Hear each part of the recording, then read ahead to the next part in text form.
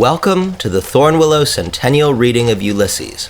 We are celebrating James Joyce's literary masterpiece by presenting the entire novel through a tapestry of hundreds of video clips that unite readers across the world. Thank you for joining us. Episode 15, Circe, Part 1. Featuring Jennifer Vanderbes, reading from New York. Theo Salter, reading from Los Angeles. Ashley Ford, also reading from Los Angeles. Richard Uphoff, reading from Fountain Hills, Arizona. Graham Stevens, reading from New York.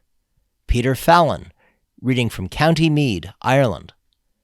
Jonathan Leaf, reading from New York. Rachel Cohen, reading from Chicago. Peter Duchan, reading from New York. Patrick Meade, reading from Monksland, Ireland. John O'Connell, reading from Dublin, Ireland. Tim O'Brien, reading from Austin, Texas. Kelsey Scouten Bates, reading from Philadelphia. Susie Lopez, reading from New York. Michel Kawash, reading from Queens. Eloise Geary, reading from New York. Josiah Rowe, reading from North Haven, Connecticut. And Brooke Morriswood, reading from Aschaffenburg, Germany.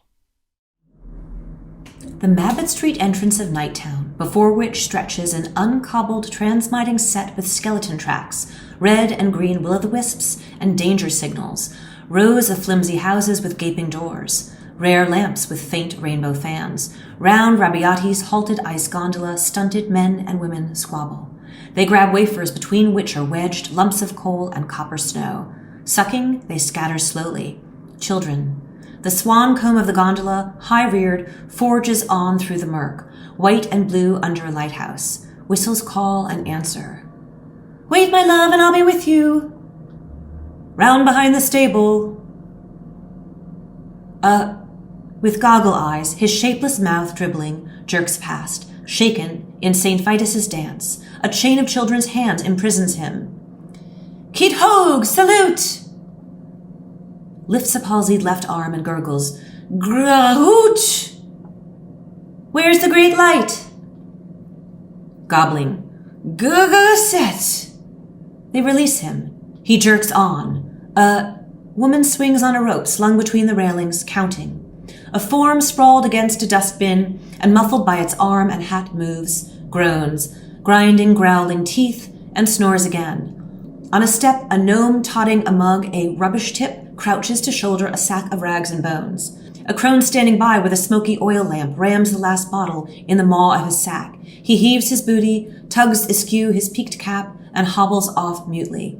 The crone makes back for her lair, swaying her lamp.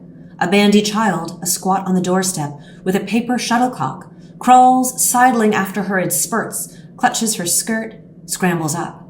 A drunken navvy grips with both hands railings of an area, lurching heavily. At a corner, two night watch in shoulder capes, their hands upon their staff holsters, loom tall. A plate crashes. A woman screams. A child wails. Oaths of a man roar, mutter, cease. Figures wander, lurk, peer from warrens. In a room lit by a candle sluck in a bottleneck, a slut combs out the taps from the hair of a scrofulous child. Sissy Caffrey's voice, still young, sings shrill from a lane. I gave it to Molly because she was jolly, the leg of a duck, the leg of a duck. Private Carr and Private Compton swagger sticks tight in their oxters as they march unsteadily right about face and burst together from their mouths a volleyed fart, laughter of men from the lane. A hoarse virago retorts, Signs on you, hairy arse, more power to the Cavan girl. More luck to me, Cavan, Coothill, and Belturbub, she sings. I gave it to Nellie to stick in her belly, the leg of a duck, the leg of a duck. Private Carr and Private Compton turn and counter-retort, their tunics blood-bright in a lamp-glow, black sockets of caps on their blonde cropped polls. Stephen Dedalus and Lynch pass through the crowd, close to the redcoats. Private Compton jerks his finger. Wait for the parson. Private Carr turns and calls, What ho, parson? Sissy Caffrey, her voice soaring higher. She has it, she got it, wherever she put it, the leg of the duck. Stephen, flourishing the ash plant in his left hand, chants with joy the introit for Paschal time. Lynch, his jockey cap low on his brow, attends him, a sneer of discontent wrinkling his face. Stephen, vidi aquam agrantem de templo a latere dextro. Alleluia. The famished snaggle-tusks of an elderly bawd protrude from a doorway. The bawd, her voice whispering huskily, "St! Come here, till I tell you. Maidenhead inside, st!" Stephen, autias anquilantem, et omnes ad quos pervenit aqua ista. The bawd spits in their trail her jet of venom. Trinity Medicals, fallopian tube, all prick and no pence. Edie Boardman, sniffling, crouched with Bertha Supple, draws her shawl across her nostrils. Edie Boardman, bickering, "And says the one, I seen you up Faithful Place with your square pusher, the greaser off the railway, in his comb-tobed hat. Did you, says I? That's not for you to say, says I. You never seen me in the man-trap with the married Highlanders, says I. The likes of her. Stag, that one is. Stubborn as a mule. And her walking with two fellows the one time, Kilbride the engine driver and Lance Corporal Oliphant." Stephen, triumphalator, "Salvi facti isunt." He flourishes his ash plant, shivering the lamp image, shattering light over the world. A liver and white spaniel on the prowl slinks after him, growling. Lynch scares it with a kick. "So that?" Stephen looks behind. "So that gesture, not music, not odors, would be a universal language, the gift of tongues rendering visible not the lay sense, but the first entelechy, the structural rhythm. Philosophical philotheology, metaphysics in Mecklenburg Street. We have shrew-ridden Shakespeare and henpecked Socrates. Even the all-wisest Stagwright was bitted, bridled, and mounted by a light of love. Bah! Anyway, who wants two gestures to illustrate a loaf and a jug? This movement illustrates the loaf and jug of bread and wine in Omar. Hold my stick. Damn your yellow stick, where are we going? Lecherous links to La Belle Dame Saint Merci, Georgina Johnson, ad deam qui latifunct jubilentum meam.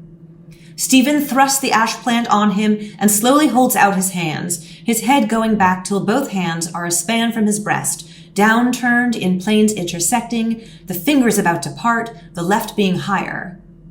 Which is the jug of the bread? It skills not, that or the custom house. Illustrate thou. Here, take your crutch and walk. They pass.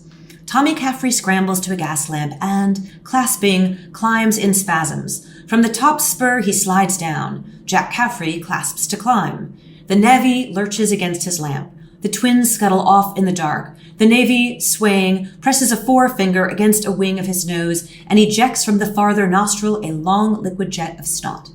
Shouldering the lamp, he slaggers away through the crowd with his flaring cresset. Snakes of river fog creep slowly. From drains, clefts, cesspools, middens arise on all sides stagnant fumes. A glow leaps in the south, beyond the seaward reaches of the river. The navy staggering forward cleaves the crowd and lurches towards the transmiting. On the farther side, under the railway bridge, Bloom appears flushed, panting, cramming bread and chocolate into a side pocket. From Gillen's hairdresser's window, a composite portrait shows him gallant Nelson's image. A concave mirror at the side presents to him love-lorn, long-lost Lugubru Buluhum. Grave Gladstone sees him level, bloom for bloom. He passes, struck by the stare of truculent Wellington, but in the convex mirror grin unstruck the bonham eyes and fat chuck cheek chops of Jolly Poldy the Ricksticks Doldy. At Antonio Rabbiati's door, Bloom halts, sweated under the bright arc lamps. He disappears. In a moment, he reappears and hurries on.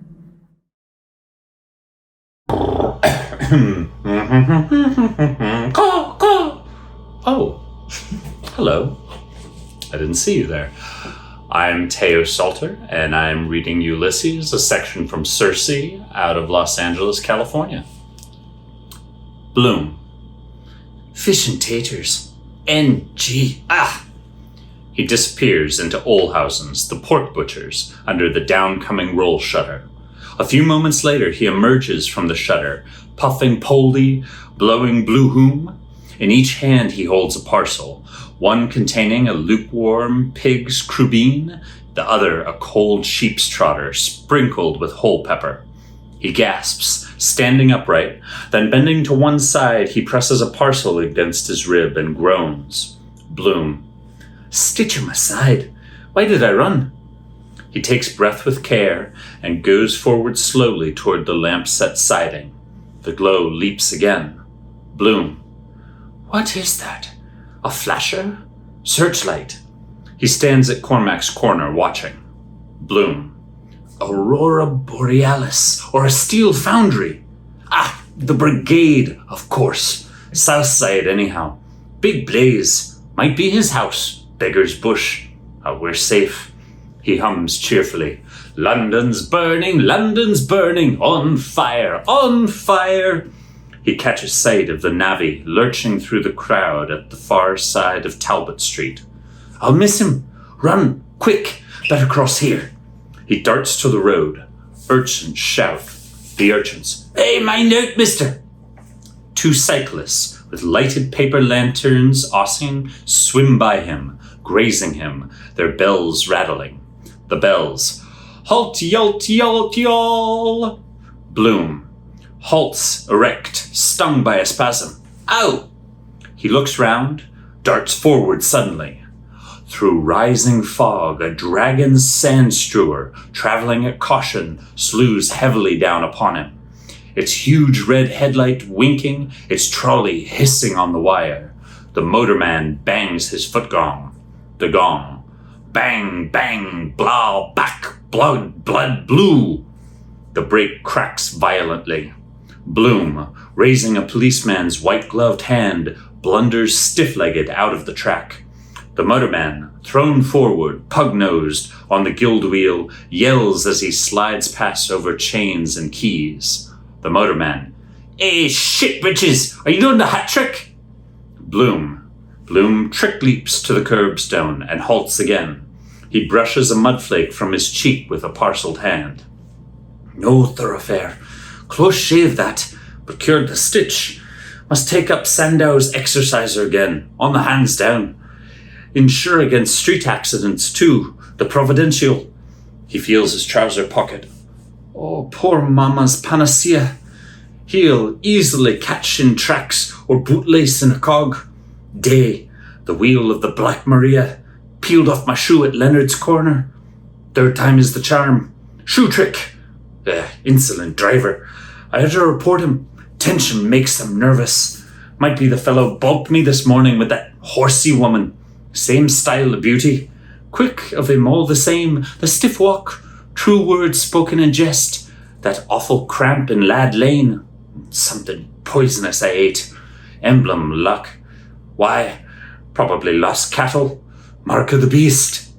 He closes his eyes in instant. Bit light in the head. Monthly. Or effect of the other. Brain fog fag. That tired feeling. Too much for me now. Ow! A sinister figure leans on pleated legs against O'Byrne's wall, a visage unknown, injected with dark mercury. From under a wide-leaved sombrero, the figure regards him with an evil eye.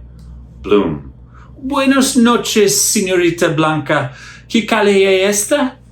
The figure, impassive, raises a single arm. Password. Sered Mabot. Bloom. Merci. Esperanto. Slanleith. He mutters.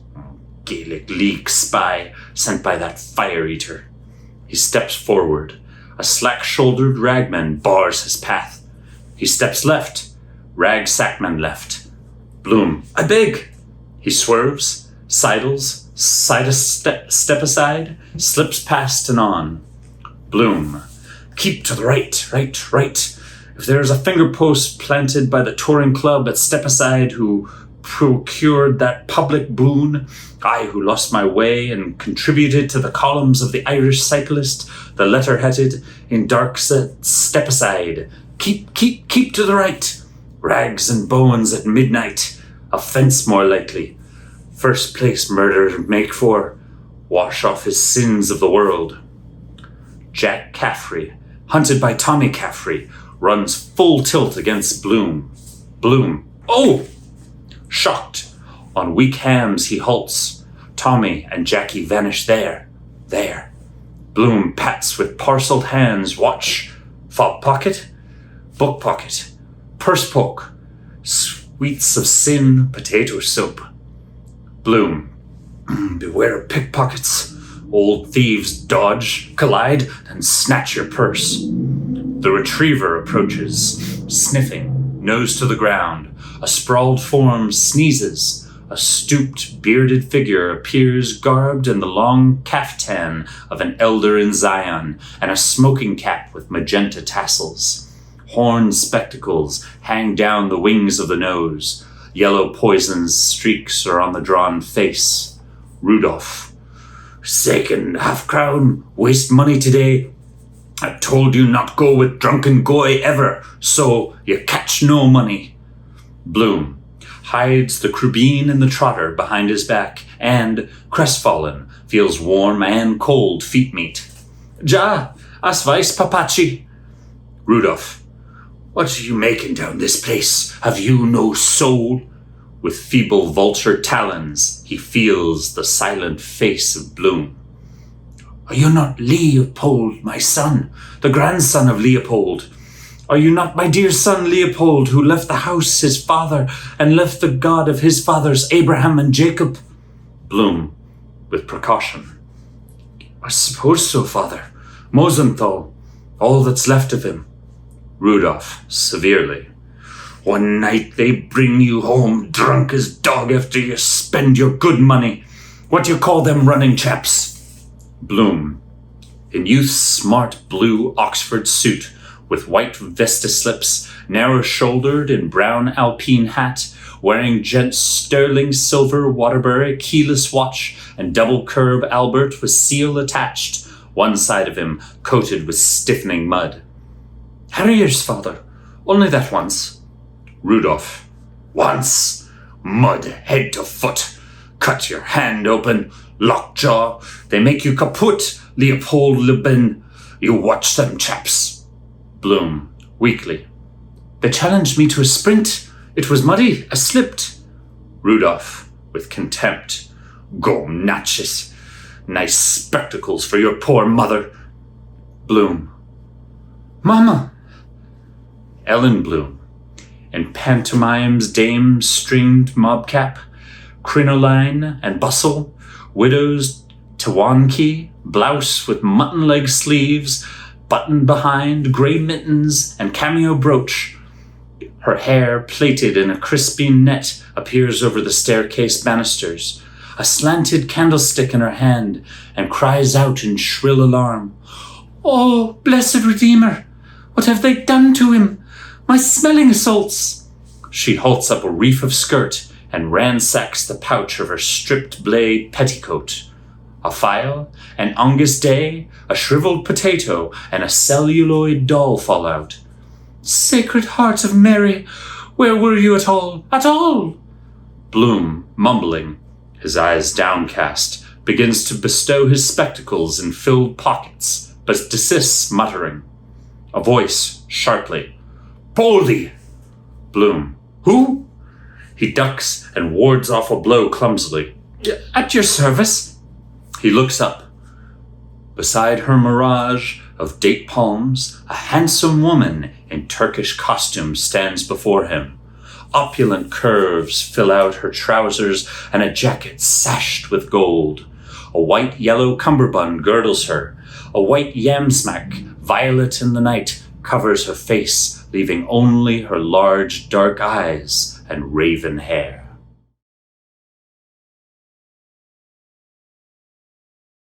Hi, I'm Ashley Ford, and I'm here in Los Angeles, California. Delighted to be reading this theatrical passage from James Joyce's Ulysses. Bloom. Molly. Marion. Welly? Mrs. Marion from this out, my dear man, when you speak to me? Satirically. As poor little hubby Coldfeet waiting so long. Bloom. Shifts from foot to foot. No, not the least little bit. He breathes in deep agitation, swallowing gulps of air, questions, hopes, crew beans for her supper, things to tell her, excuses, desire. Spellbound. A coin gleams on her forehead. On her feet are jeweled toe rings. Her ankles are linked by a slender fetter chain. Beside her, a camel, hooded with a turban, waits. A silk ladder of innumerable rungs climbs to his bobbing howdah. He ambles near with disgruntled hindquarters. Fiercely, she slaps his haunch, her gold-curb wrist spangles angrily scolding him in Moorish. Marian. Nebrecada femininimum! The camel, lifting a foreleg, plucks from a tree a large mango fruit, offers it to his mistress, blinking in his cloven hoof, then droops his head and, grunting with uplifted neck, fumbles to kneel. Bloom stoops his back for leapfrog. Bloom. I can give you, as your business menagere, Mrs. Marian, if you... Marian. So, you notice some change?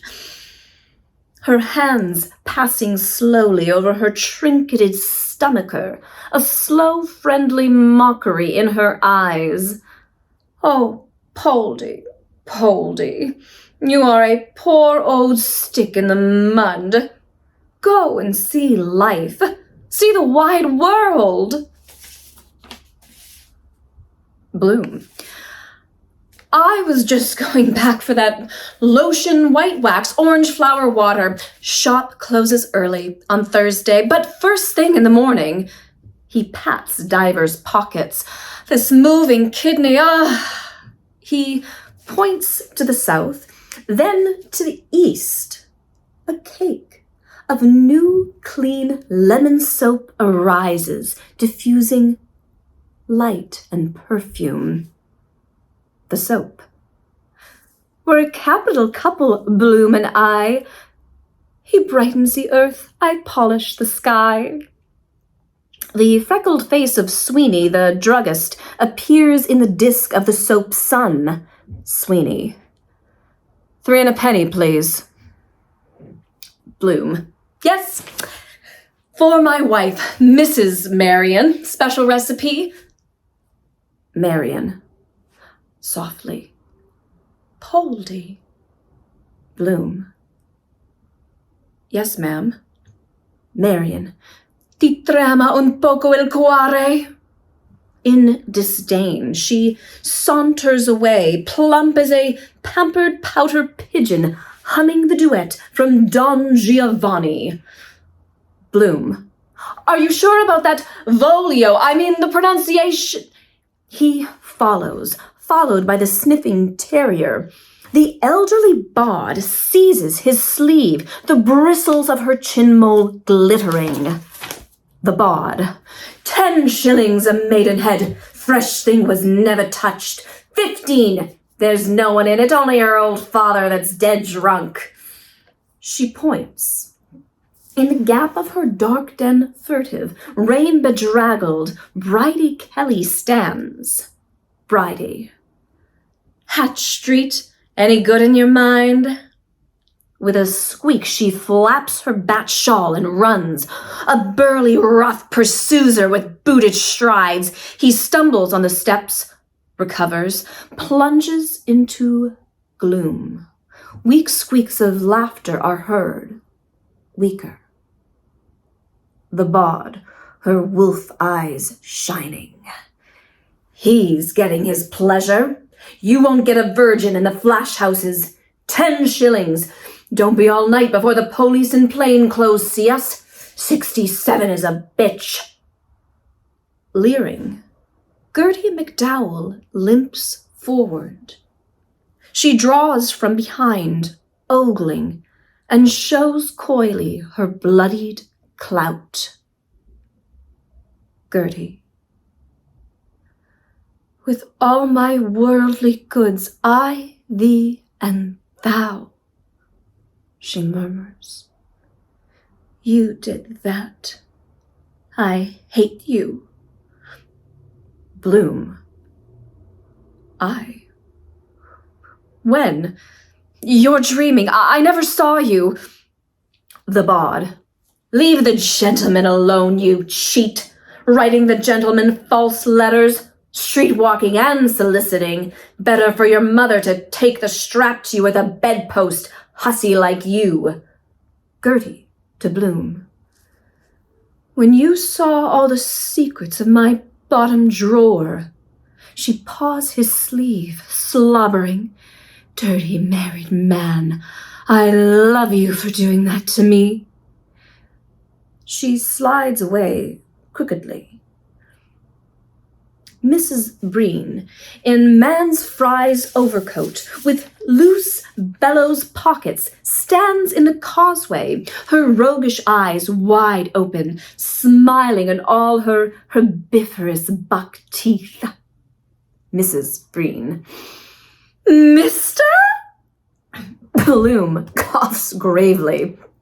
Madam, when we last had this pleasure by letter dated the 16th instant... Mrs. Breen. Mr. Bloom, you down here in the haunts of sin. I caught you nicely, scamp. Bloom, hurriedly. Not so loud, my name. Whatever do you think of me? Don't give me away. Walls have ears. How do you do? It's ages since You're looking splendid. Absolutely it. Seasonable weather we're having this time of year. Black refracts heat. Shortcut home here. Interesting quarter. Rescue of fallen women Magdalene Asylum. I am the secretary. Mrs. Breen holds up a finger. Now, don't you tell a big fib. I know somebody won't like that. Oh, just wait till I tell Molly. Slyly.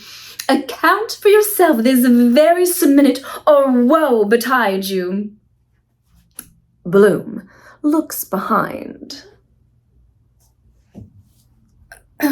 She often said she'd like to visit. Slumming, the exotic, you see. Bloom, with a sour, tenderish smile. A little frivol, shall we, if you're so inclined? Would you like me perhaps to embrace you just for a fraction of a second? Mrs. Breen screams gaily. Oh, you rook! You ought to see yourself. Bloom, for old sake's sake. I only meant a square party, a mixed marriage mingling of our different little conjugals. You know, I had a soft corner for you. Gloomily. 'Twas I sent you that valentine of the dear gazelle.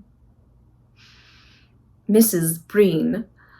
Glory, Alice, do you look a holy show, killing simply. She puts out her hand inquisitively. What are you hiding behind your back? Tell us, there's a dear. Bloom seizes her wrist with his free hand. Josie Powell that was, pretty as Deb in Dublin. How time flies. Do you remember, hearkening back in a retrospective arrangement, old Christmas night, Georgina Simpson's housewarming, while they were playing the Irvine Bishop game, finding the pin blindfolded, and thought-reading. Subject, what is in this snuff box? Mrs. Breen. You were the lion of the night, with your serio-comic recitation. And you looked the part. You were always a favorite of the ladies. Greetings. Richard Uphoff here. 5,000 miles from Dublin, just outside Phoenix, in Fountain Hills, Arizona, reading from episode 15. Bloom, Squire of dames in dinner jacket with watered silk facings, blue Masonic badge in his buttonhole, black bow and mother-of-pearl studs, a prismatic champagne glass tilted in his hand. Ladies and gentlemen, I give you Ireland, home and beauty. Mrs. Breen, the dear dead days beyond recall, love's old sweet song.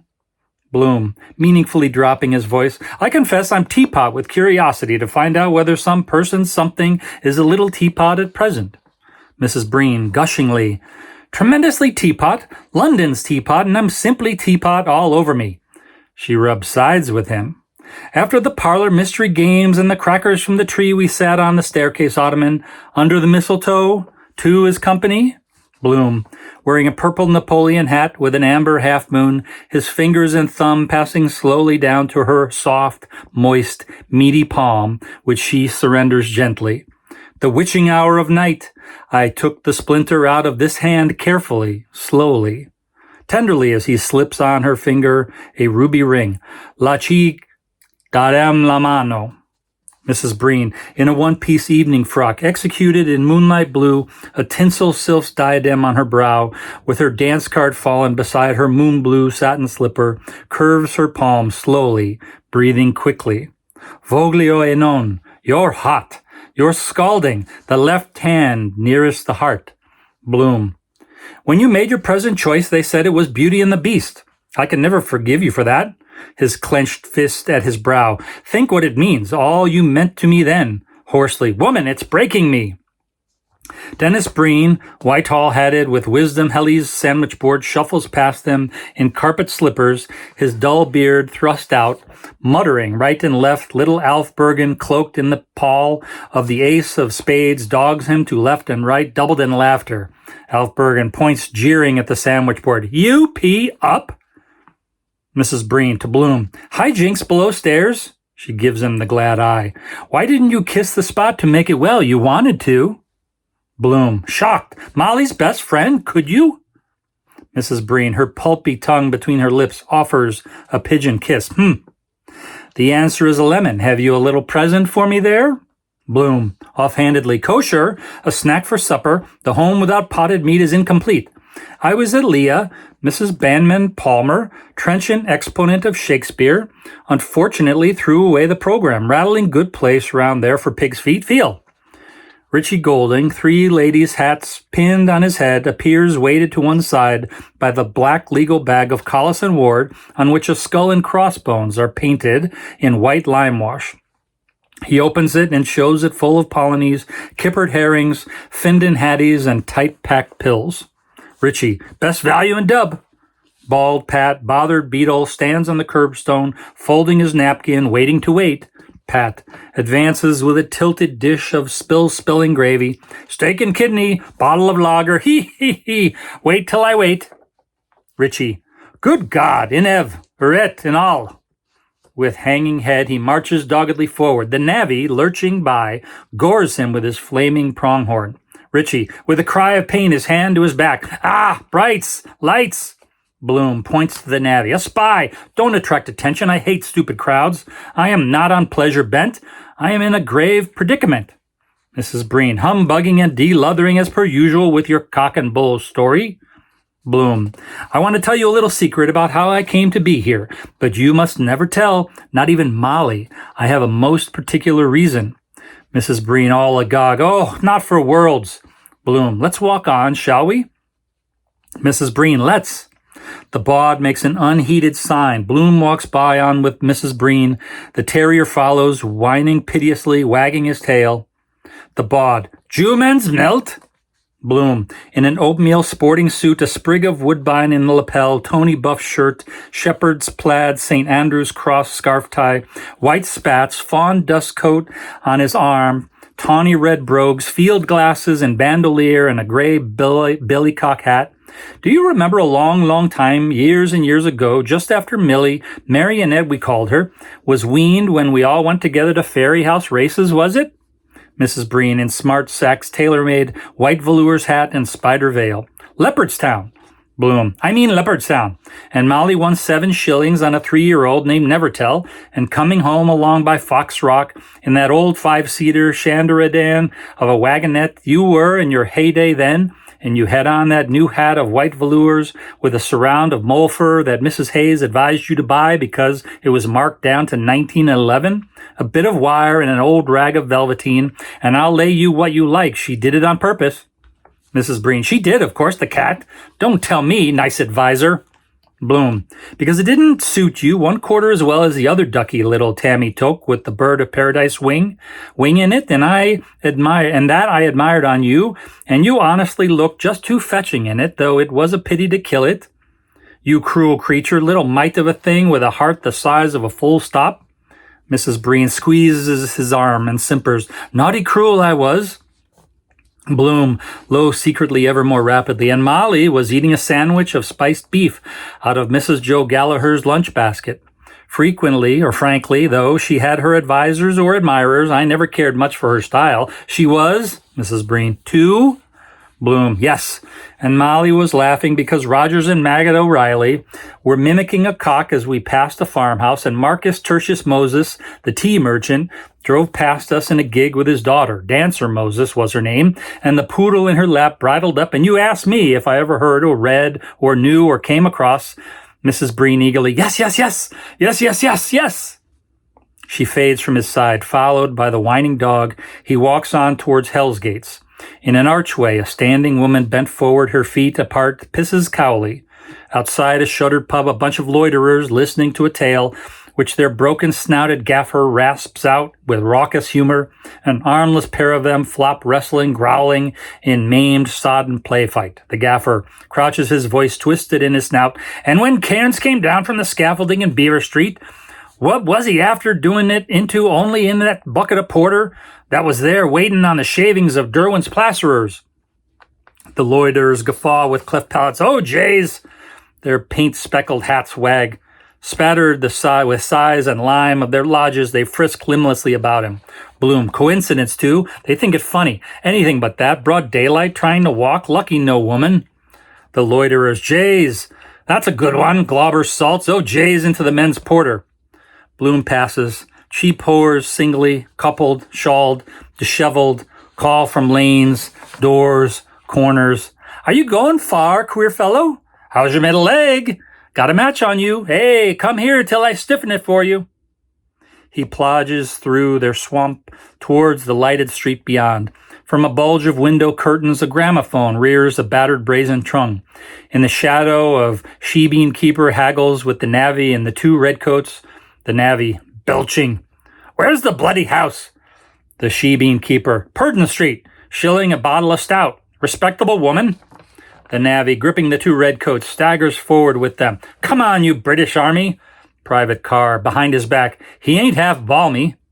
Private Compton laughs. Whoa! Private Carr to the navvy. Portobello Barracks Canteen. You ask for Carr. Just Carr. Hello, I'm Graham Stevens, coming to you from New York City. I will be reading from my own college edition, or I should say the edition that I read in college. We're continuing with the Circe chapter, already in progress. The navvy shouts, "We are the boys of Wexford." Private Compton, "Say, what price the Sergeant Major?" Private Carr, "Bennett? He's my pal. I love old Bennett." The navvy shouts, "The galling chain and free our native land." He staggers forward, dragging them with him.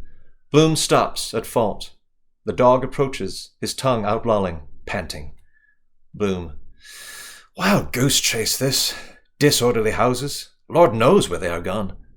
Drunks cover distance double quick. Nice mix-up, scene at Westland Row. Then jump in first class with 3rd ticket, then too far. Train with engine behind. Might have taken me to Malahide or a siding for the night, or collision. 2nd drink does it. Once is a dose. What am I following him for? Still, he's the best of that lot. If I hadn't heard about Mrs. Beaufoy Purefoy, I wouldn't have gone and wouldn't have met.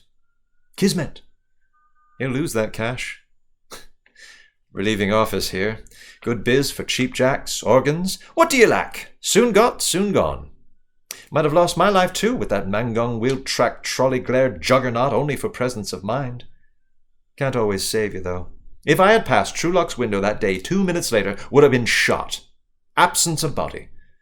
Still, if bullet only went through my coat, get damages for shock. £500. What was he? Kildare Street Club toff. God help his gamekeeper. He gazes ahead, reading on the wall the scrawled chalk legend, Wet Dream, and a phallic design. Odd. Molly drawing on the frosted carriage pane at Kingstown. What's that like? Gaudy doll women loll in the lighted doorways, in window embrasures, smoking bird's-eye cigarettes. The odor of the sick-sweet weed floats toward him in slow, round, ovaling wreaths. The wreaths, sweet are the sweets, sweets of sin. Bloom. My spine's a bit limp. Go or turn. And this food, eat it and get all pig-sticky. Absurd I am. Waste of money. 1 8 too much. The retriever drives a cold, snivelling muzzle against his hand, wagging his tail. Strange how they take to me. Even that brute today. Better speak to him first. Like women, they like rencontre. Stinks like a polecat. Chacun son goût. He might be mad. Dog days. Uncertain in his movements. Good fellow, Fido. Good fellow, Gary Owen. The wolf dog sprawls on his back, wriggling obscenely with begging paws, his long black tongue lolling out. Influence of his surroundings. Give and have done with it. Provided nobody. Calling encouraging words, he shambles back with a furtive poacher's tread, dogged by the setter into a dark, stale-stunk corner. He unrolls one parcel and goes to dump the crubeen softly, but holds back and feels the trotter. Sizable for threepence, but then I have it in my left hand. Calls for more effort. Why? Smaller, from want of use. Let it slide. 2 6. With regret, he lets the unrolled crubeen and trotter slide. The mastiff mauls the bundle clumsily and gluts himself with growling greed, crunching the bones. Two rain-caped watch approach, silent, vigilant. They murmur together. The watch. Bloom, of Bloom, for Bloom, Bloom. Each lays hand on Bloom's shoulder. First watch. Caught in the act. Commit no nuisance. Bloom stammers. I am doing good to others. A covey of gulls, storm petrels, rises hungrily from liffey slime with Banbury cakes in their beaks. The gulls. Caw, cave, conquer take. Bloom. The friend of man, trained by kindness. He points. Bob Doran, tumbling from a high bar stool, sways over the munching spaniel. Bob Doran. Towser, give us the paw. Give the paw. The bulldog growls, his scruff standing, a gobbet of pig's knuckle between his molars, through which rabid scum spittle dribbles. Bob Doran falls silently into an area. Second watch. Prevention of cruelty to animals.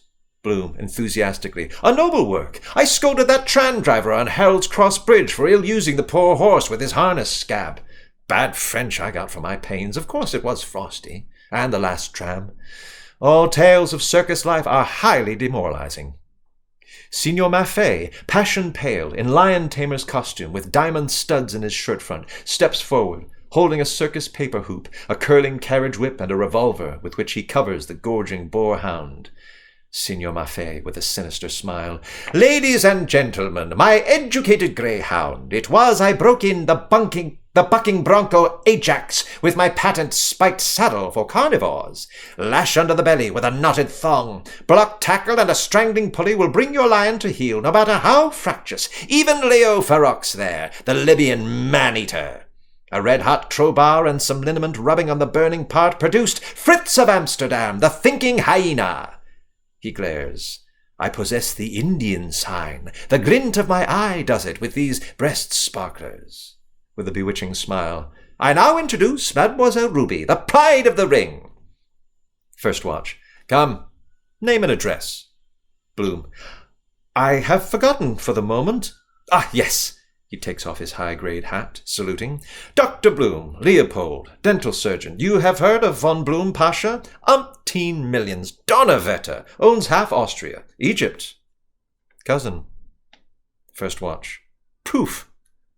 A card falls from inside the leather headband of Bloom's hat. Bloom, in red fez, caddy's dress coat, with broad green sash, wearing a false badge of the Legion of Honor, picks up the card hastily and offers it. Allow me. My club is the Junior Army and Navy. Solicitors, Messrs. John Henry Menton, 27 Bachelor's Walk. First watch reads, Henry Flower, no fixed abode. Unlawfully watching and besetting. Second watch. An alibi. You are cautioned. Bloom produces from his heart pocket a crumpled yellow flower. This is the flower in question. It was given me by a man. I don't know his name. Plausibly. You know that old joke. Rose of Castile. Bloom. The change of name. Virag. He murmurs privately and confidentially. We are engaged, you see, Sergeant. A lady in the case. Love entanglement. He shoulders the second watch gently. Dash it all. It's a way we gallants have in the Navy. Uniform that does it. He turns gravely to the first watch. Still, of course, you do get your Waterloo sometimes. Drop in some evening and have a glass of old Burgundy. To the second watch, gaily. I'll introduce you, Inspector. She's game. Do it in the shake of a lamb's tail. A dark, mercurialized face appears, leading a veiled figure. The Dark Mercury. The castle is looking for him. He was drummed out of the army. Martha, thick-veiled, a crimson halter around her neck, a copy of the Irish Times in her hand, in tone of reproach, pointing. Henry! Leopold! Lionel, thou lost one! Clear my name! My name is Peter Fallon. I'm sitting in Loch Crew in County Meath, and the book I'm reading is an edition of Ulysses that belonged to my uncle, one Ted Fallon, who wrote his name on the end paper and dated it 20th of March 1947. A sad and lonely man, he was a ship's doctor and kept a room in our house in Dublin where he had various books and records of classical music and a Philips black box record player.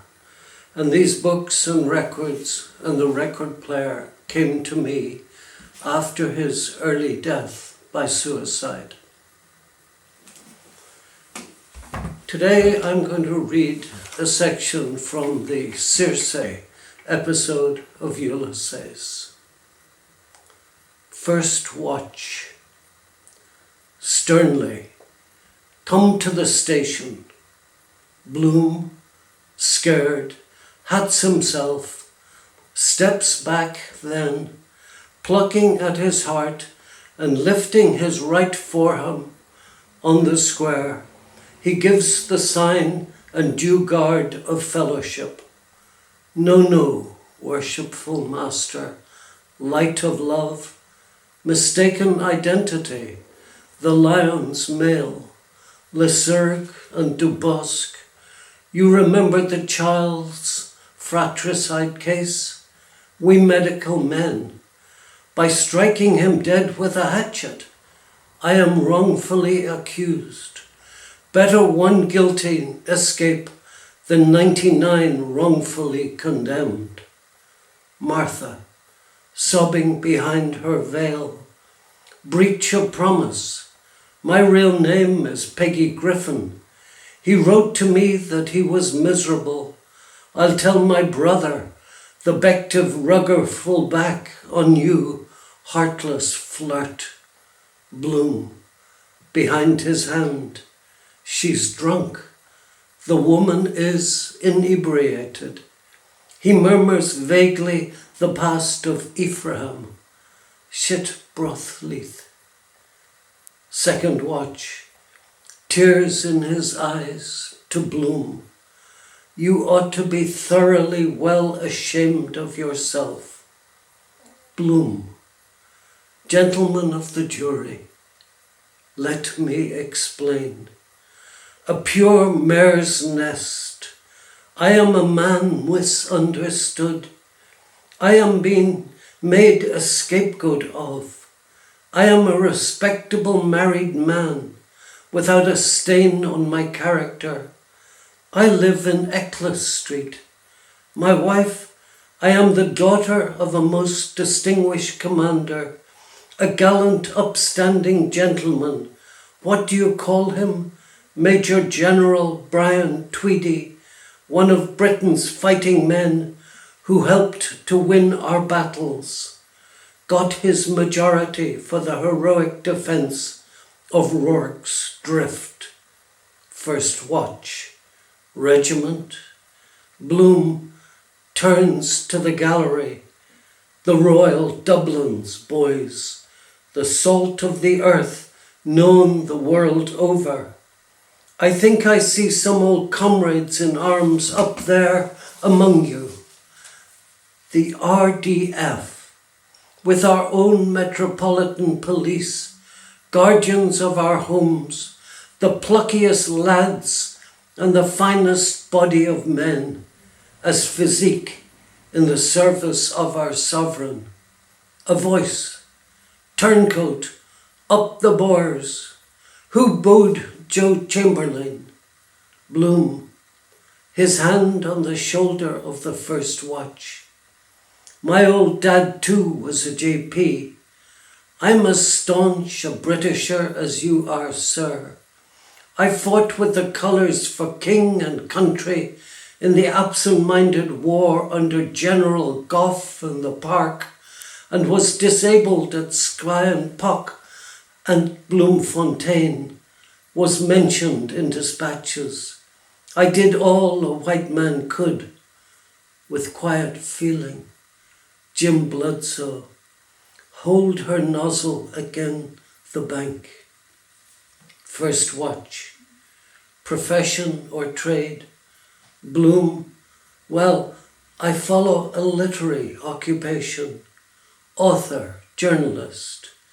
In fact, we are just bringing out a collection of prize stories of which I am the inventor, something that is entirely new departure. I am Irish press. If you ring up, Miles Crawford strides up jerkily, a quill between his teeth. His scarlet beak blazes within the aureole of his straw hat. He dangles a hank of Spanish onions in one hand and holds with the other hand a telephone receiver nuzzled to his ear. Miles Crawford, his cock's wattles wagging. Hello? 7784. Hello? Fireman's urinal and weekly arse wiper here. Paralyze Europe. You which? Blue bags? Who writes? Is it Bloom? Mr. Philip Beaufoy, pale-faced, stands in the witness box, in accurate morning dress, out breast pocket with peak of handkerchief showing, creased lavender trousers and patent boots. He carries a large portfolio, labels, Matcham's master strokes. Beaufoy drawls. No, you aren't. Not by a long shot if I know it. I don't see it, that's all. No born gentleman, no one with the most rudimentary promptings of a gentleman would stoop to such particularly loathsome conduct.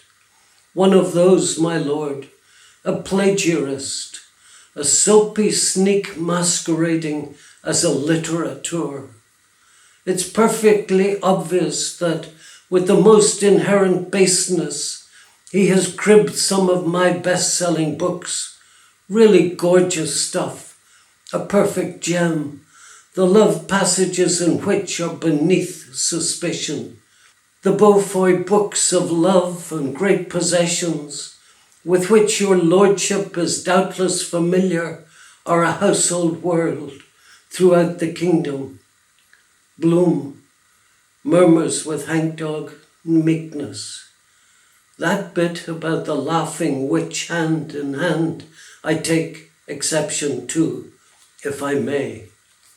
Beaufoy, his lip upcurled, smiles superciliously on the crowd.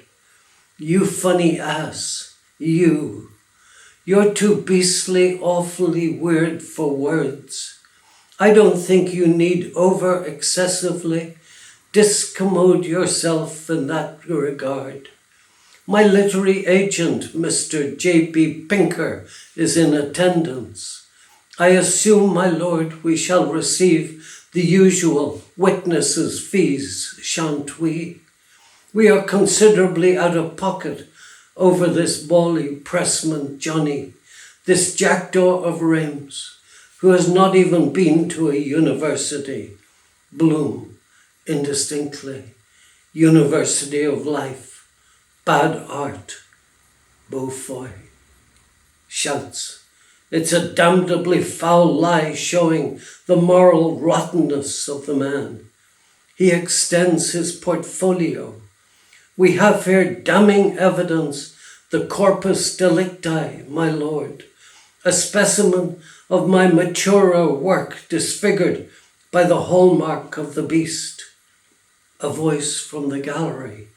Moses, Moses, king of the Jews, wiped his arse in the Daily News.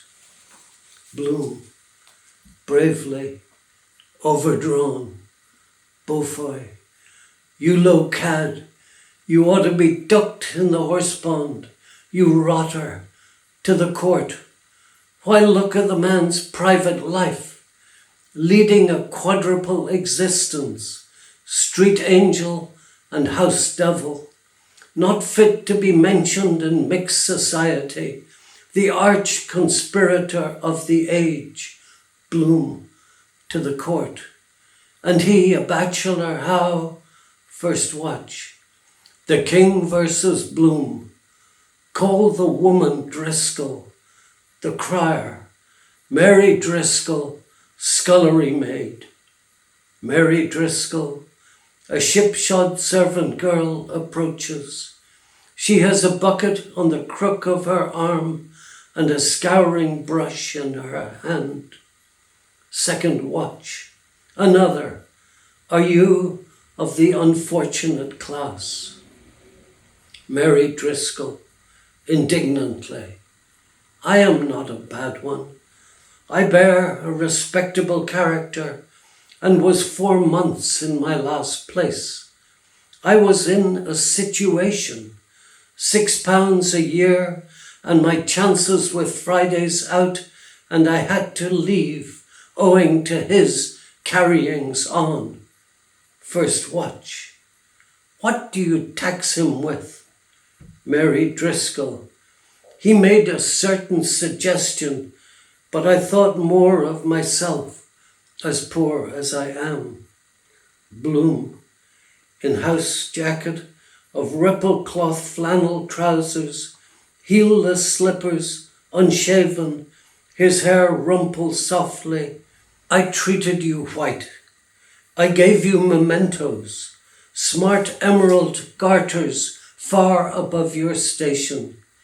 Incautiously I took your part when you were accused of pilfering. There's a medium in all things. Play cricket. Mary Driscoll, excitedly, as God is looking down on me this night, if ever I laid a hand on them oysters. First watch. The offence complained of? Did something happen? Mary Driscoll. He surprised me in the rear of the premises, Your Honour, when the missus was out shopping one morning with a request for a safety pin. He held me, and I was discoloured in 4 places as a result, and he interfered, twicked with my clothing. Bloom. She counter-assaulted. Mary Driscoll, scornfully.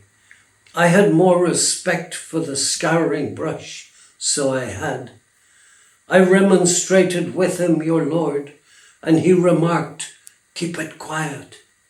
General laughter. George Futrell, Clerk of the Crown and Peace, resonantly, order in court. The accused will now make a bogus statement. Bloom, pleading not guilty and holding a full-blown water lily, begins a long, intelligible speech. They would hear what counsel had to say in his stirring address to the grand jury. He was down and out, but though branded as a black sheep, if he might say so, he meant to reform, to retrieve the memory of the past in a purely sisterly way and return to nature as a purely domestic animal. A 7 months child, he had been carefully brought up and nurtured by an aged, bedridden parent.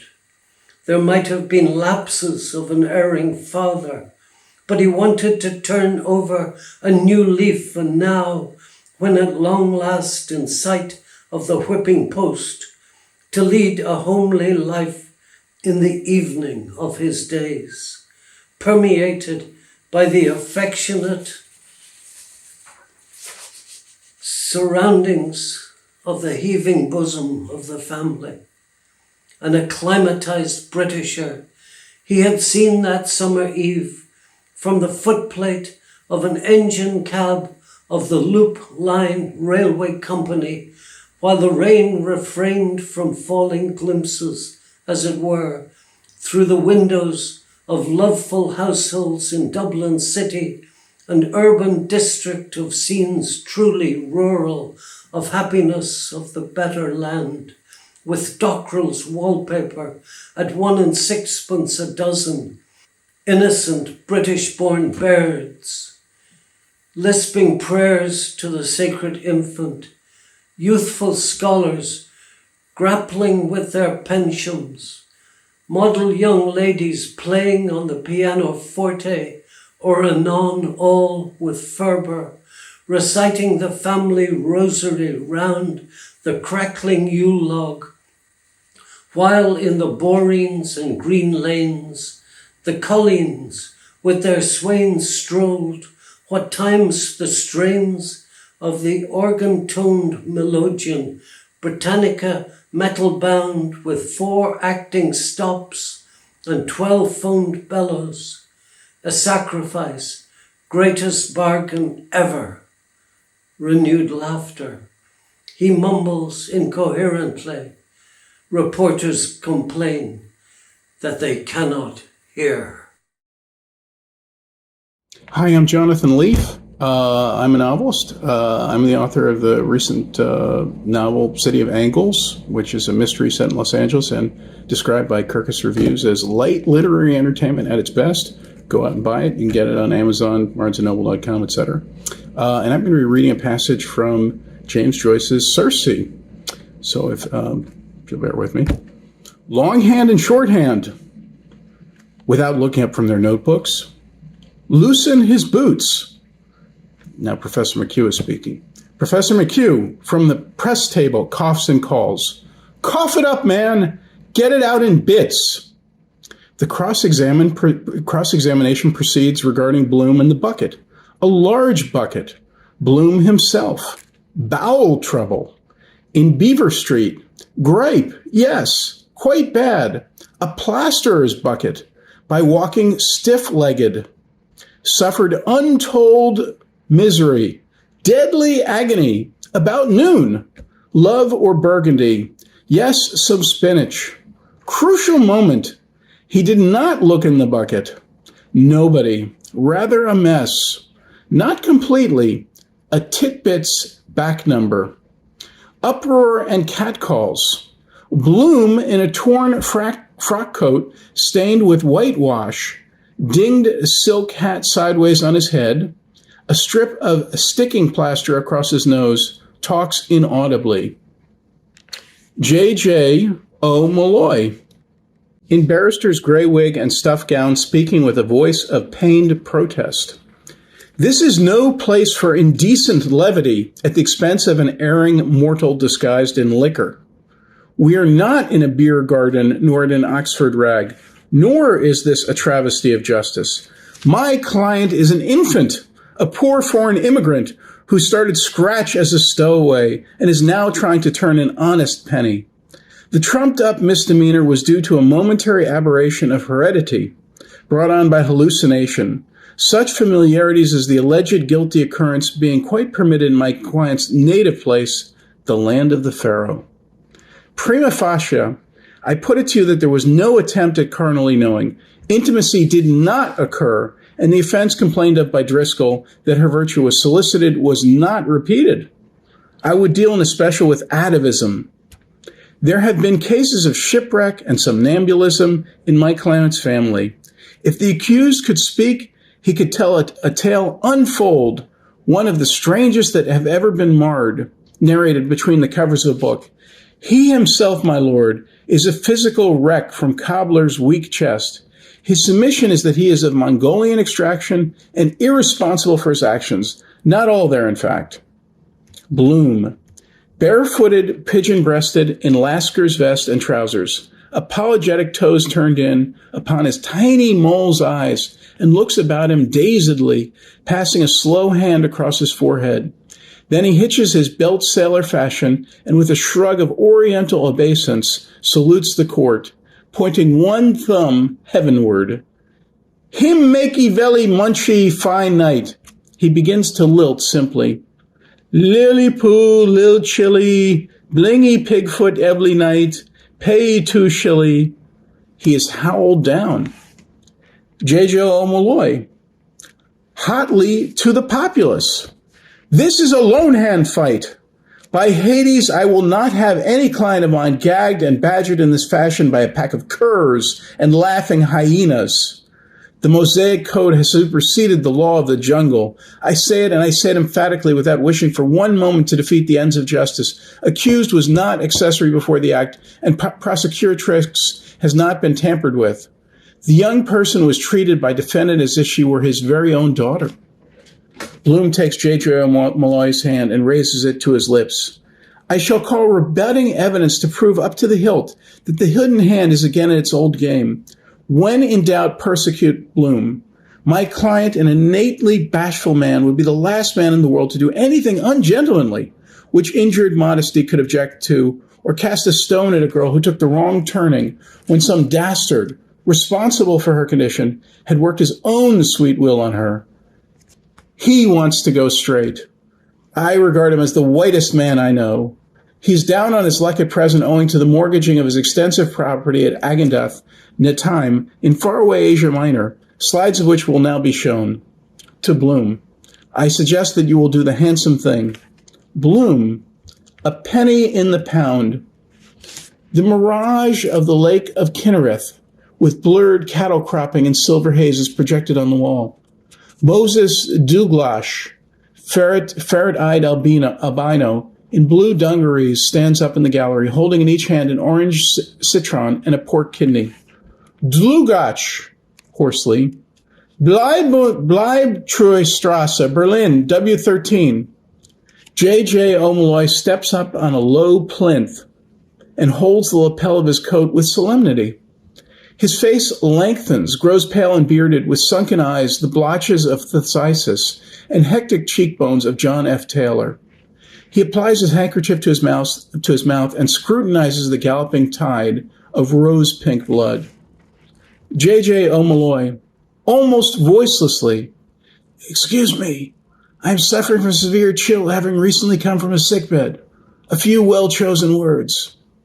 He assumes the avine head, foxy mustache, and proboscidal eloquence of Seymour Bushe. When the angel's book comes to be opened, if aught that the pensive bosom has inaugurated of soul transfigured and of soul transfiguring deserves to live, I say accord the prisoner at the bar the sacred benefit of the doubt. A paper with something written on it is handed into court. Bloom, in court dress, can give best references. Messrs. Callan, Coleman, Mr. Wisdom, Helly, J.P., my old chief, Joe Cuff, Mr. V.B. Dillon, ex-Lord Mayor of Dublin. I have moved in charmed circle of the highest. Queens of Dublin society. Carelessly. I was just chatting this afternoon at the Vice Regal Lodge to my old pals, Sir Robert and Lady Ball, astronomer royal at the levee. Sir Bob, I said, he in low-corsaged opal ball dress and elbow-length ivory gloves, wearing a sable-trimmed black-quilted dolman, a comb of brilliance, and a panache of osprey in her hair, Mrs. Yelverton Berry. Arrest him, Constable! He wrote me an anonymous letter in Prentice backhand when my husband was in the North Riding of Tipperary on the Munster Circuit, signed James Love Birch. He said that he had seen from the gods my peerless globes as I sat in the box of the Theatre Royal at a command performance of Les Cigales. I deeply inflamed him, he said. He made improper overtures to me to misconduct myself at 4:30 p.m. on the following Thursday, Dunsink time. He offered to send me through the post a work of fiction by Monsieur Paul de Kock, entitled The Girl with the Three Pairs of Stays. Mrs. Bellingham. In cap and seal coney mantle, wrapped up to the nose, steps out of the brougham and scans through tortoiseshell quizzing glasses, which she takes from inside her huge opossum muff. Also to me. Yes, I believe it's the same objectionable person, because he closed my carriage door outside Sir Thornley Stoker's one sleety day during the cold snap of February 1903, when even the grid of the waste pipe and ball stop in my bath cistern were frozen. Subsequently enclosed a bloom of Edelweiss, cold on the heights, as he said, in my honor. I had it examined by a botanical expert and elicited the information it was a blossom of the homegrown potato plant purloined from a forcing case of the model farm. Mrs. Yelverton Berry. Shame on him! A crowd of sluts and ragamuffins surges forward. The sluts and ragamuffins, screaming. Stop, thief! Hurrah there, Bluebeard! 3 cheers for Ikey Mo! Second watch, produces handcuffs. Here are the Darbies. Mrs. Bellingham. He addressed me in several handwritings with fulsome compliments as a Venus in furs and alleged profound pity for my frostbound coachman Palmer, while in the same breath he expressed himself as envious of his ear flaps and fleecy sheepskins and of his fortunate proximity to my person, when standing behind my chair, wearing my livery and the armorial bearings of the Bellingham escutcheon, garnished sable, a buck's head coupe door. He lauded almost extravagantly my nether extremities, my swelling calves and silk hose drawn up to the limit, and eulogized glowingly my other hidden treasures in priceless lace, which, he said, he could conjure up. He urged me, stating in fact that he felt his mission in life to urge me to defile the marriage bed, to commit adultery at the earliest possible opportunity. The Honorable Mrs. Mervyn Tallboys.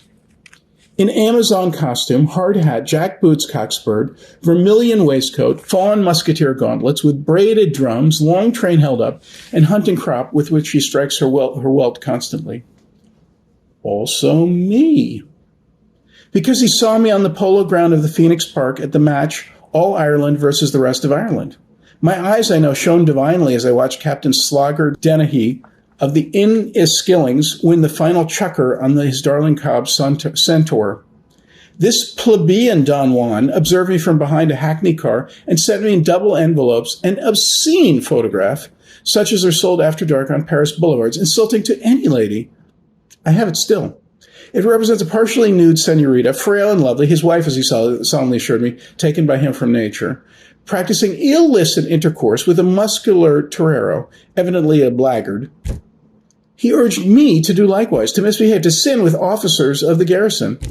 He implored me to soil his letter in an unspeakable manner, to chastise him as he richly deserves, to bestride and ride him, to give him a most vicious horsewhipping. Mrs. Bellingham. Me too.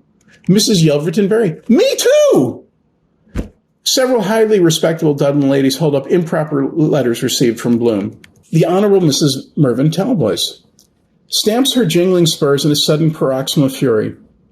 I will, by the God above me. I'll scourge the pigeon-livered cur as long as I can stand over him. I'll flay him alive.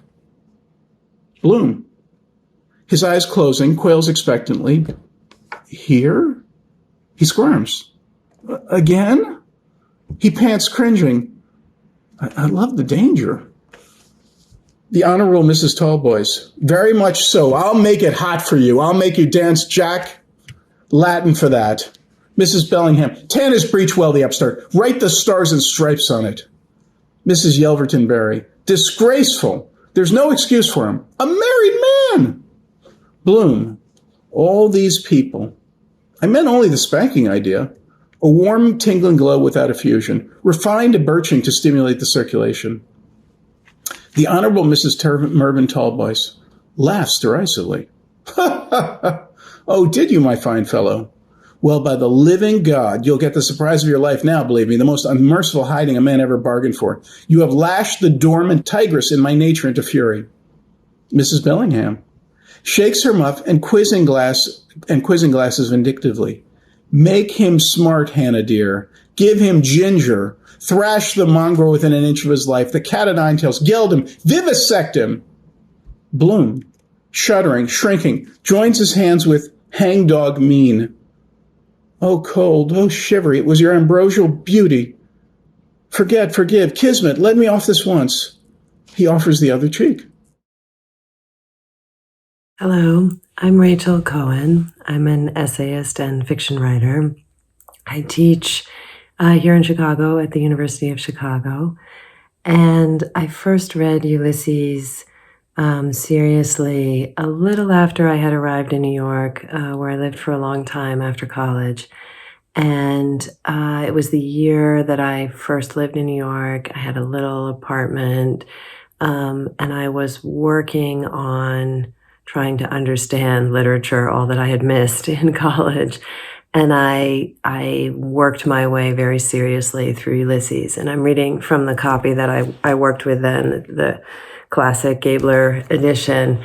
I had a complete Shakespeare and an Odyssey and the Gifford annotations. And I made my way through line by line. And it was a really wonderful, industrious, illuminating experience.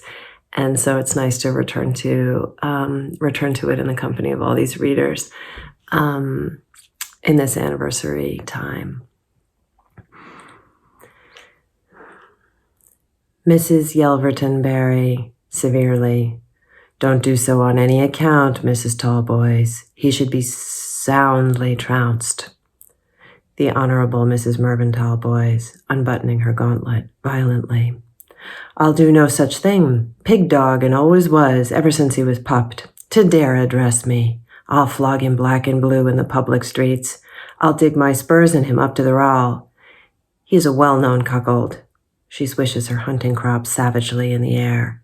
Take down his trousers without loss of time. Come here, sir. Quick. Ready? Bloom, trembling, beginning to obey. The weather has been so warm. Davy Stevens, ringleted, passes with a bevy of barefoot newsboys. Davy Stevens, messenger of the Sacred Heart and Evening Telegraph with St. Patrick's Day supplement, containing the new addresses of all the cuckolds in Dublin. The Very Reverend Canon O'Hanlon, in cloth of gold cope, elevates and exposes a marble timepiece.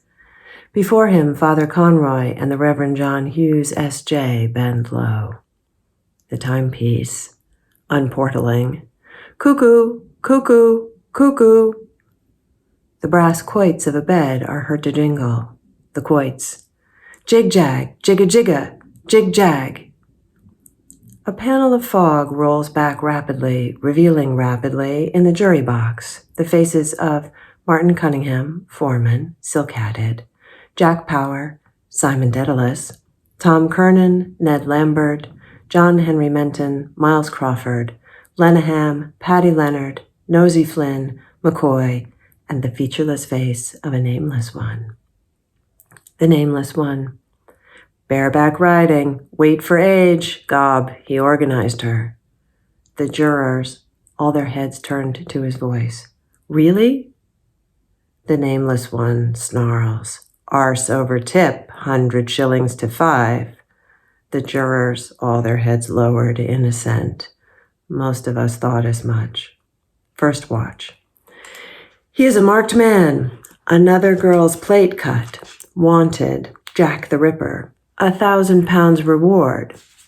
Second watch. Awed whispers. And in black. A Mormon. Anarchist. The crier loudly.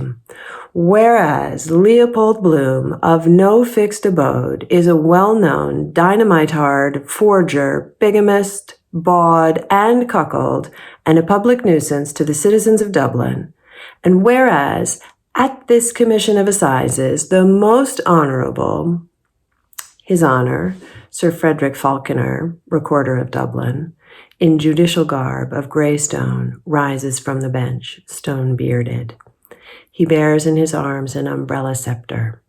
From his forehead arise starkly the mosaic ram's horns. The Recorder. I will put an end to this white slave traffic and rid Dublin of this odious pest. Scandalous. He dons the black cap. Let him be taken, Mr. Sub-Sheriff, from the dock where he now stands and detained in custody in Mountjoy prison during his Majesty's pleasure, and there be hanged by the neck until he is dead, and therein fail not at your peril, or may the Lord have mercy on your soul. Remove him. A black skull cap descends upon his head. The sub-sheriff, Long John Fanning, appears, smoking a pungent Henry Clay. Long John Fanning scowls and calls with rich, rolling utterance, Who'll hang Judas Iscariot? H. Rumbold, master barber, in a blood-colored jerkin and tanner's apron, a rope coiled over his shoulder, mounts the block. A life preserver and a nail-studded bludgeon are stuck in his belt. He rubs grimly his grappling hands, knobbed with knuckle-dusters. Rumbold, to the Recorder with sinister familiarity. Hanging Harry, your Majesty, the Mersey terror, 5 guineas a jugular, neck or nothing. The bells of George's church toll slowly, loud, dark, iron. The bells, hey-ho, hey-ho. Bloom, desperately, wait, stop, gulls, good heart, I saw. Innocence, girl in the monkey house, zoo, lewd chimpanzee, breathlessly, pelvic basin, her artless blush unmanned me. Overcome with emotion, I left the precincts. He turns to a figure in the crowd, appealing. Hines, may I speak to you? You know me. That 3 shillings you can keep, if you want a little more. Hines, coldly, you are a perfect stranger. Second watch points to the corner. The bomb is here. First watch, infernal machine with a time fuse. Bloom, no, pig's feet. I was at a funeral. First watch draws his truncheon. Liar! The beagle lifts his snout, showing the gray, scorbutic face of Paddy Dignam. He has gnawed all.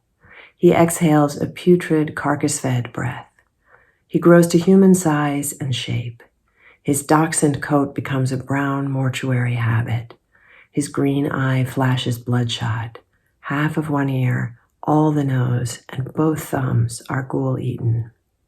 Paddy Dignam, in a hollow voice. It is true, it was my funeral. Dr. Finucane pronounced life extinct when I succumbed to the disease from natural causes. He lifts his mutilated ashen face moonwards and bays lugubriously. Bloom, in triumph, you hear? Paddy Dignam, Bloom, I am Paddy Dignam's spirit. List, oh list. Bloom, the voice is the voice of Esau. Second watch, blesses himself. How is that possible? First watch, it is not in the Penny Catechism. Paddy Dignam, by metempsychosis. Spooks. A voice, oh rocks. Paddy Dignam, earnestly. Once I was in the employ of Mr. J. H. Menton, solicitor, commissioner for oaths and affidavits of 27 Bachelor's Walk. Now I am defunct, the wall of the heart hypertrophied. Hard lines. The poor wife was awfully cut up. How is she bearing it? Keep her off that bottle of sherry. He looks round him. A lamp, I must satisfy an animal need. That buttermilk didn't agree with me. The portly figure of John O'Connell, caretaker, stands forth, holding a bunch of keys tied with crepe. Beside him stands Father Coffey, chaplain, toad-bellied, wry-necked, in a surplice and bandana nightcap, holding sleepily a staff of twisted poppies. Father Coffey yawns, then chants with a hoarse croak, Naming Jacob's Vobiscuits, Amen. John O'Connell foghorns stormily through his megaphone, Dignam, Patrick T., deceased. Paddy Dignam, with pricked-up ears, winces, overtones. He wriggles forward and places an ear to the ground. My master's voice. John O'Connell. Burial docket letter number UP 85,000, field 17, House of Keys, plot 101. Paddy Dignam listens with visible effort, thinking, his tail stiff-pointed, his ears cocked. Paddy Dignam, pray for the repose of his soul. He worms down through a coal hole, his brown habit trailing its tether over rattling pebbles. After him toddles an obese grandfather, rat on fungus turtle paws under a gray carapace. Dignam's voice, muffled, is heard baying underground. Dignam's dead and gone below. Tom Rocheford, robin red-breasted, in cap and breeches, jumps from his two-columned machine. Tom Rocheford, a hand to his breastbone, bows. Reuben J. A. Florin, I find him. He fixes the manhole with a resolute stare. My turn now. Follow me up to Carlo. He executes a daredevil salmon leap in the air and is engulfed in the coal hole. 2 discs on the columns wobble, eyes of naught. All recedes. Bloom plodges forward again through the sump. Kisses chirp amid the rifts of fog. A piano sounds. He stands before a lighted house, listening. The kisses, winging from their bowers, fly about him, twittering, warbling, cooing.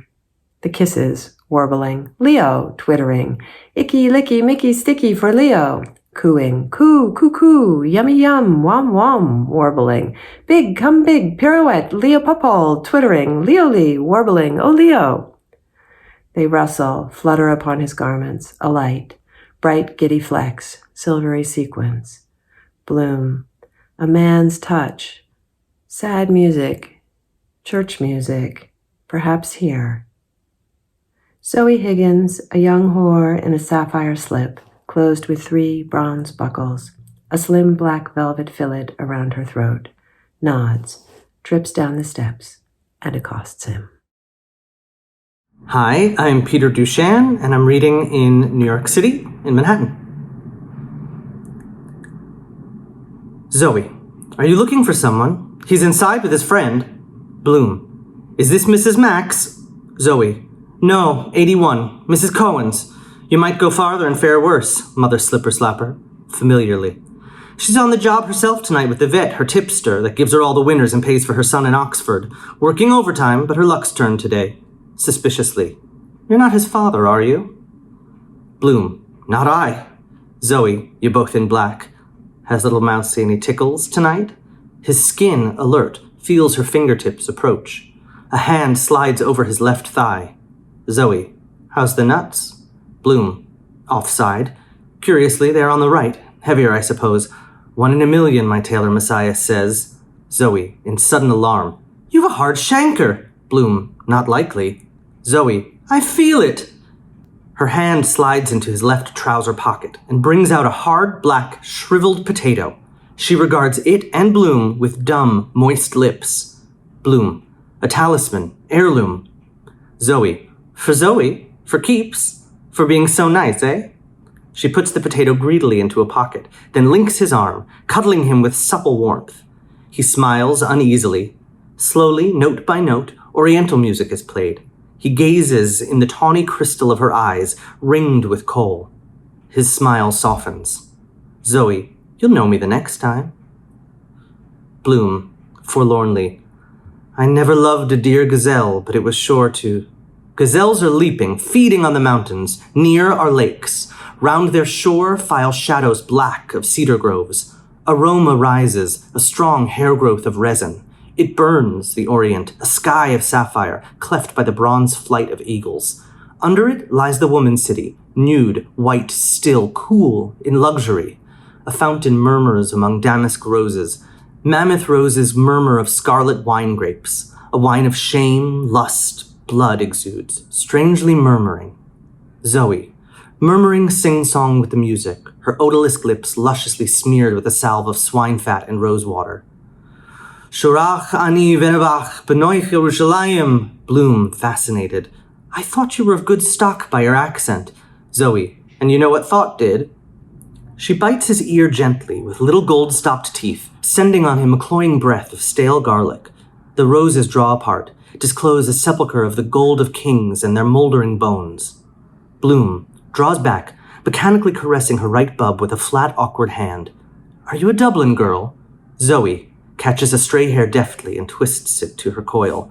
No bloody fear, I'm English. Have you a swagger root?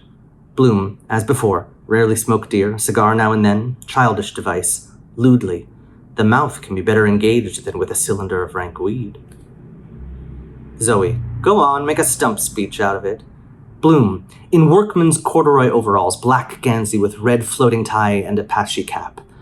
Mankind is incorrigible. Sir Walter Raleigh brought from the New World that potato and that weed. The one a killer of pestilence by absorption, the other a poisoner of the ear, eye, heart, memory, will, understanding, all.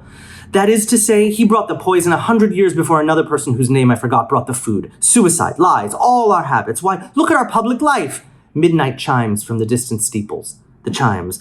Turn again, Leopold, Lord Mayor of Dublin. Bloom, in alderman's gown and chain. Electors of Arran Key, Inns Key, Rotunda, Mountjoy, and North Dock better run a tram line, I say, from the Cattlemaker to the river. That's the music of the future. That's my program. Cui bono. But our buccaneering Vanderdeckens and their phantom ship of finance, an elector. 3 times 3 for our future chief magistrate. The aurora borealis of the torchlight procession leaps. The torchbearers. Hooray! Several well-known burgesses, city magnates, and freemen of the city shake hands with Bloom and congratulate him. Timothy Harrington, late thrice Lord Mayor of Dublin, imposing in a mayoral scarlet, gold chain, and white silk tie, confers with Councillor Lorcan Sherlock, locum tenens. They nod vigorously in agreement. Late Lord Mayor Harrington, in scarlet robe, with mace, gold mayoral chain, and large white silk scarf. That Alderman Sir Leo Bloom's speech be printed at the expense of the ratepayers. That the house in which he was born be ornamented with a commemorative tablet, and that the thoroughfare hitherto known as Cow Parlour off Cork Street be henceforth designated Boulevard Bloom. Councillor Lorcan Sherlock, carried unanimously. Bloom, impassionedly. These flying Dutchmen, or lying Dutchmen, as they recline in their upholstered poop casting dice, what reck they? Machines is their cry, their chimera, their panacea, labor-saving apparatuses, supplanters, bugbears, manufactured monsters for mutual murder, hideous hobgoblins produced by a horde of capitalistic lusts upon our prostituted labor. The poor man starves, while they are grassing their royal mountain stags, or shooting peasants and partridges in their purblind pomp of pelf and power. But their reign is rover, forever and ever and ev. Prolonged applause. Venetian masts, maypoles, and festal arches spring up. A streamer bearing the legends Cade Mila Falce and Matob Melech Israel spans the street. All the windows are thronged with royal sightseers, chiefly ladies. Along the route, the regiments of the Royal Dublin Fusiliers, the King's Own Scottish Borderers, the Cameron Highlanders, and the Welsh Fusiliers, standing to attention, keep back the crowd. Boys from high school are perched on the lamp posts, telegraph poles, windowsills, cornices, gutters, chimney pots, railings, rainspouts, whistling and cheering. The pillar of the cloud appears. A fife and drum band is heard in the distance playing the Kol Nidre. The beaters approach with imperial eagles hoisted, trailing banners and waving oriental palms.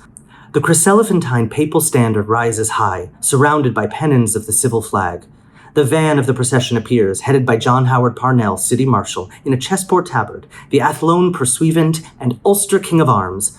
They are followed by the Right Honourable Joseph Hutchinson, Lord Mayor of Dublin, the Lord Mayor of Cork, their worships the mayors of Limerick, Galway, Sligo, and Waterford, 28 Irish representative peers, Sirdars, grandees, and maharajas bearing the cloth of the estate, the Dublin Metropolitan Fire Brigade, the chapter of the Saints of Finance in their plutocratic order of precedence, the Bishop of Down and Connor, His Eminence Michael Cardinal Logue, Archbishop of Armagh, Primate of all Ireland, His Grace, the most revered Dr. William Alexander, Archbishop of Armagh, Primate of all Ireland, the Chief Rabbi, the Presbyterian Moderator, the heads of the Baptist, Anabaptist, Methodist, and Moravian chapels, and the Honorary Secretary of the Society of Friends.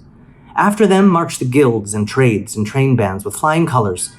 Coopers, bird fanciers, millwrights, newspaper canvassers, law scriveners, masseurs, vintners, truss-makers, chimney sweeps, lard refiners, tabinet and poplin weavers, furriers. Italian warehousemen, church decorators, boot-jack manufacturers, understakers, silk mercers, lapidaries, salesmasters, cork cutters, assessors of fire losses, dyers and cleaners, export bottlers, fellmongers, ticket writers, heraldic seal engravers, horse repository hands, bullion brokers, cricket and archery outfitters, riddle makers, egg and potato factors, hosiers and glovers, plumbing contractors. After them marched gentlemen of the bedchamber, Blackrod, Deputy Garter, Goldstick, the Master of Horse, the Lord Great Chamberlain, the Earl Marshal, the High Constable carrying the Sword of State, St. Stephen's Iron Crown, the Chalice and Bible. 4 buglers on foot blow a senate. Beefeaters reply, winding clarions of welcome. Under an arch of triumph, Bloom appears, bareheaded, in a crimson velvet, mantle trimmed with ermine, bearing St. Edward's staff, the orb and scepter with the dove, the curtana. He is seated on a milk-white horse with long, flowing crimson tail, richly caparisoned with golden headstall. Wild excitement. The ladies from their balconies throw down rose petals. The air is perfumed with essences. The men cheer. Bloom's boys run amid the bystanders with branches of hawthorn and wren bushes. Hey, my name is Patrick Meade. I am based in Ireland, just south of Dublin, in a little place called Monkstown, which is not very far. It's about a 10-minute cycle from Sandycove, where it all begins. So here goes, starting with Bloom's boys. The wren, the king of all birds. St. Stephen's his day was caught in the furs. A blacksmith murmurs, for the honour of God, and is that Bloom? He scarcely looks 31. A pavior and flagger. That's the famous Bloom now. The world's greatest reformer. Hats off. All uncover their heads. Women whisper eagerly. A millionairess. Richly. Isn't he simply wonderful? A noble woman. Nobly. All that man has seen. A feminist. Masculinely. And done. A bell hanger. A classic face. He has the forehead of a thinker. Bloom's weather. A sunburst appears in the northwest. The Bishop of Down and Connor. I here present your undoubted Emperor, President and King Chairman, the most serene and potent and very puissant ruler of this realm. God save Leopold I. All. God save Leopold I. Bloom. In dalmatic and purple mantle, to the Bishop of Down and Connor with dignity. Thanks somewhat, eminent sir. William, Archbishop of Armagh, in purple stock and shovel hat. Will you to the power cause law and mercy to be executed in all your judgments in Ireland and territories thereunto belonging?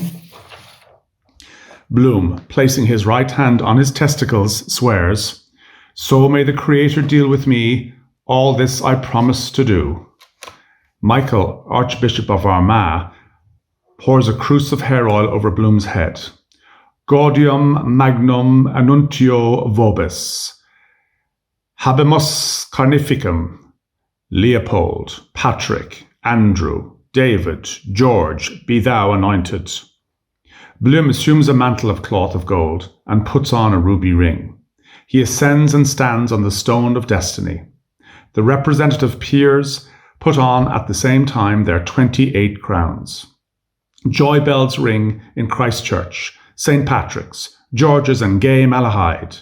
Mirrus Bazaar fireworks go up from all sides with symbolical phallo-pyrotechnic designs. The peers do homage, one by one approaching and genuflecting. The peers.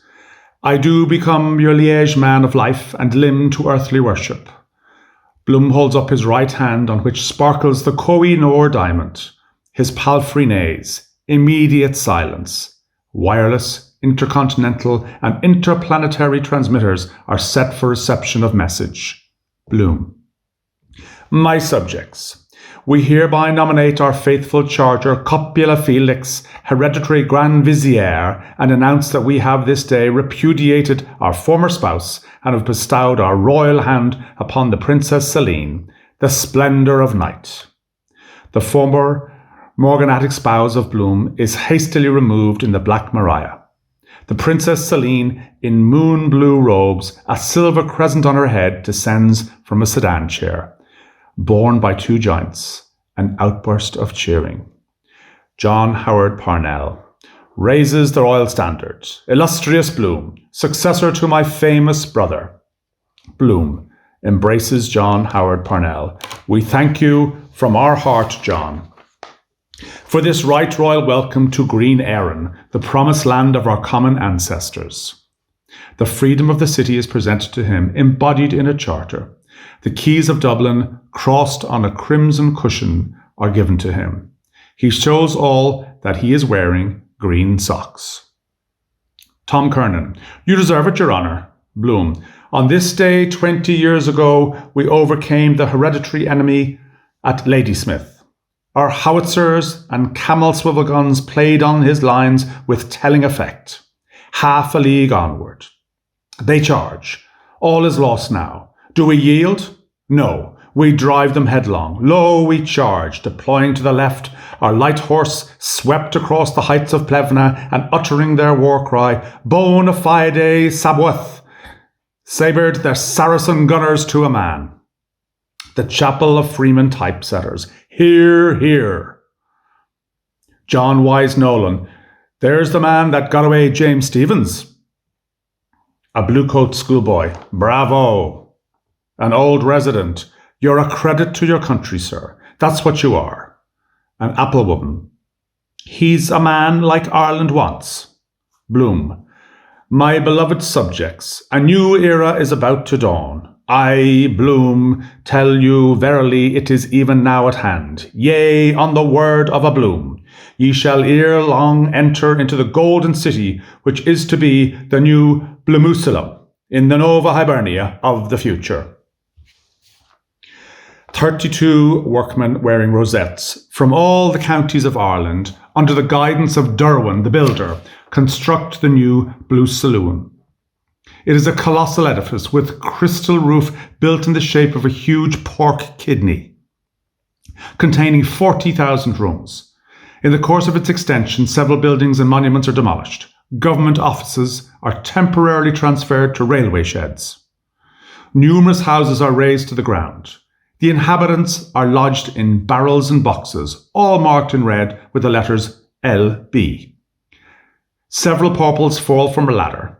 A part of the walls of Dublin, crowded with loyal sightseers, collapses.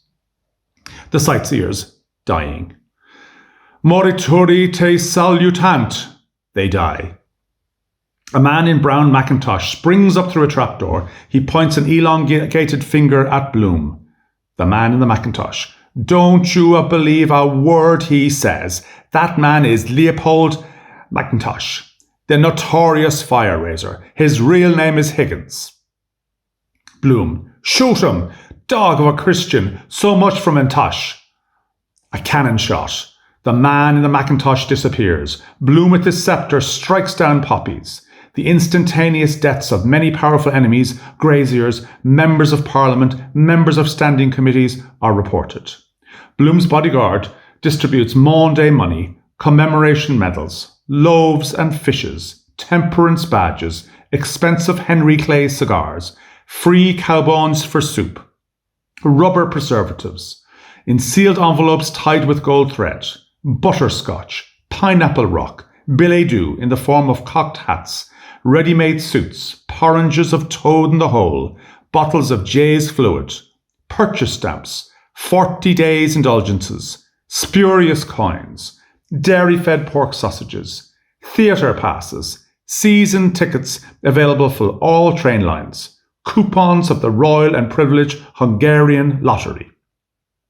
penny dinner counters, cheap reprints of the world's 12 worst books, Froggy and Fritz, Politic, Care of the Baby, Infantilic, 50 meals for 7 and 6, Cullinic, Was Jesus a sun myth, Historic, Expel That Pain, Medic, Infant's Compendium of the Universe, Cosmic, Let's All Chortle, Hilaric, Canvassers Vade Vacum, Journalic, Love Letters of Mother Assistant, Erotic, Who's Who in Space, Asterisk, Songs That Reached Our Heart, Melodic, Pennywise's Way to Wealth, Parsimonic, A General Russian Scramble, Women Press Forward to Touch the Hem of Bloom's Robe, the Lady Gwendolen Dubedat bursts through the throng,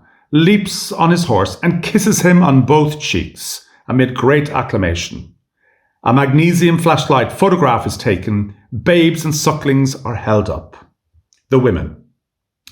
Little father, the babes and sucklings clap hands till Poldy comes home, cakes in his pocket for Leo alone.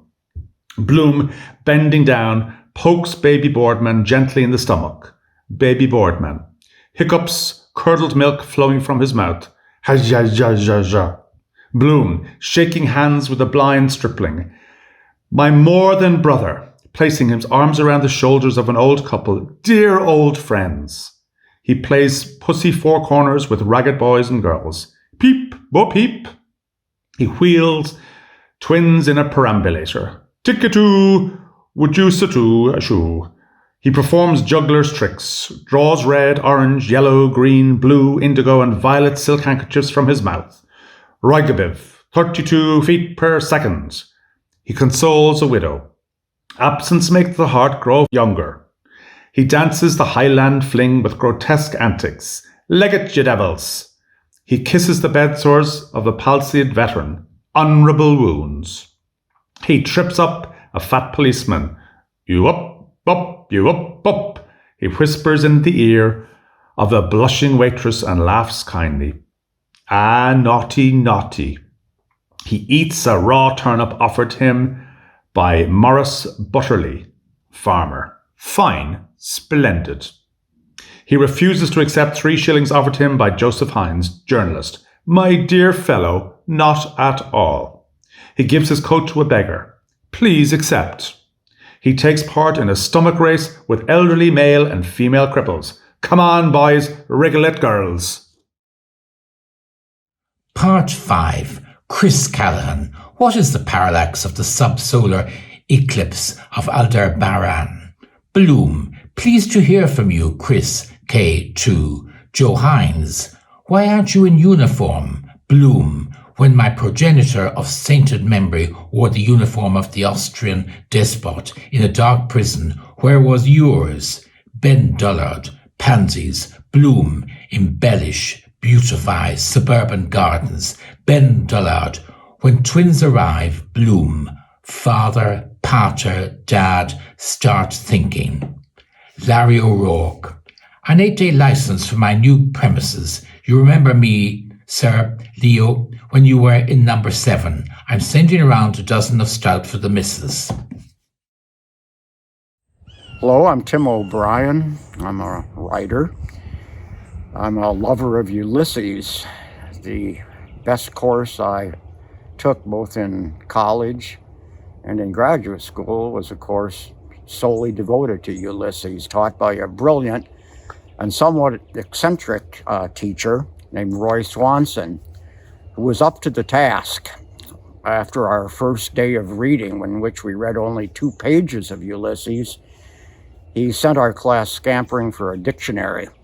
And I spent the next 6 months of my life sort of looking partly at a dictionary and partly at Ulysses, going back and forth, learning a whole bunch about etymology and multiple meanings of words and how they resonate in different kinds of ways in the book.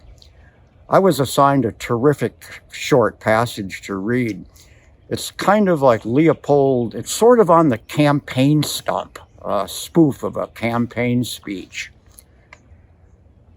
I stand for the reform of municipal morals and the plain 10 commandments. New worlds for old, union of all, Jews, Muslim, and Gentile. 3 acres and a cow for all children of nature.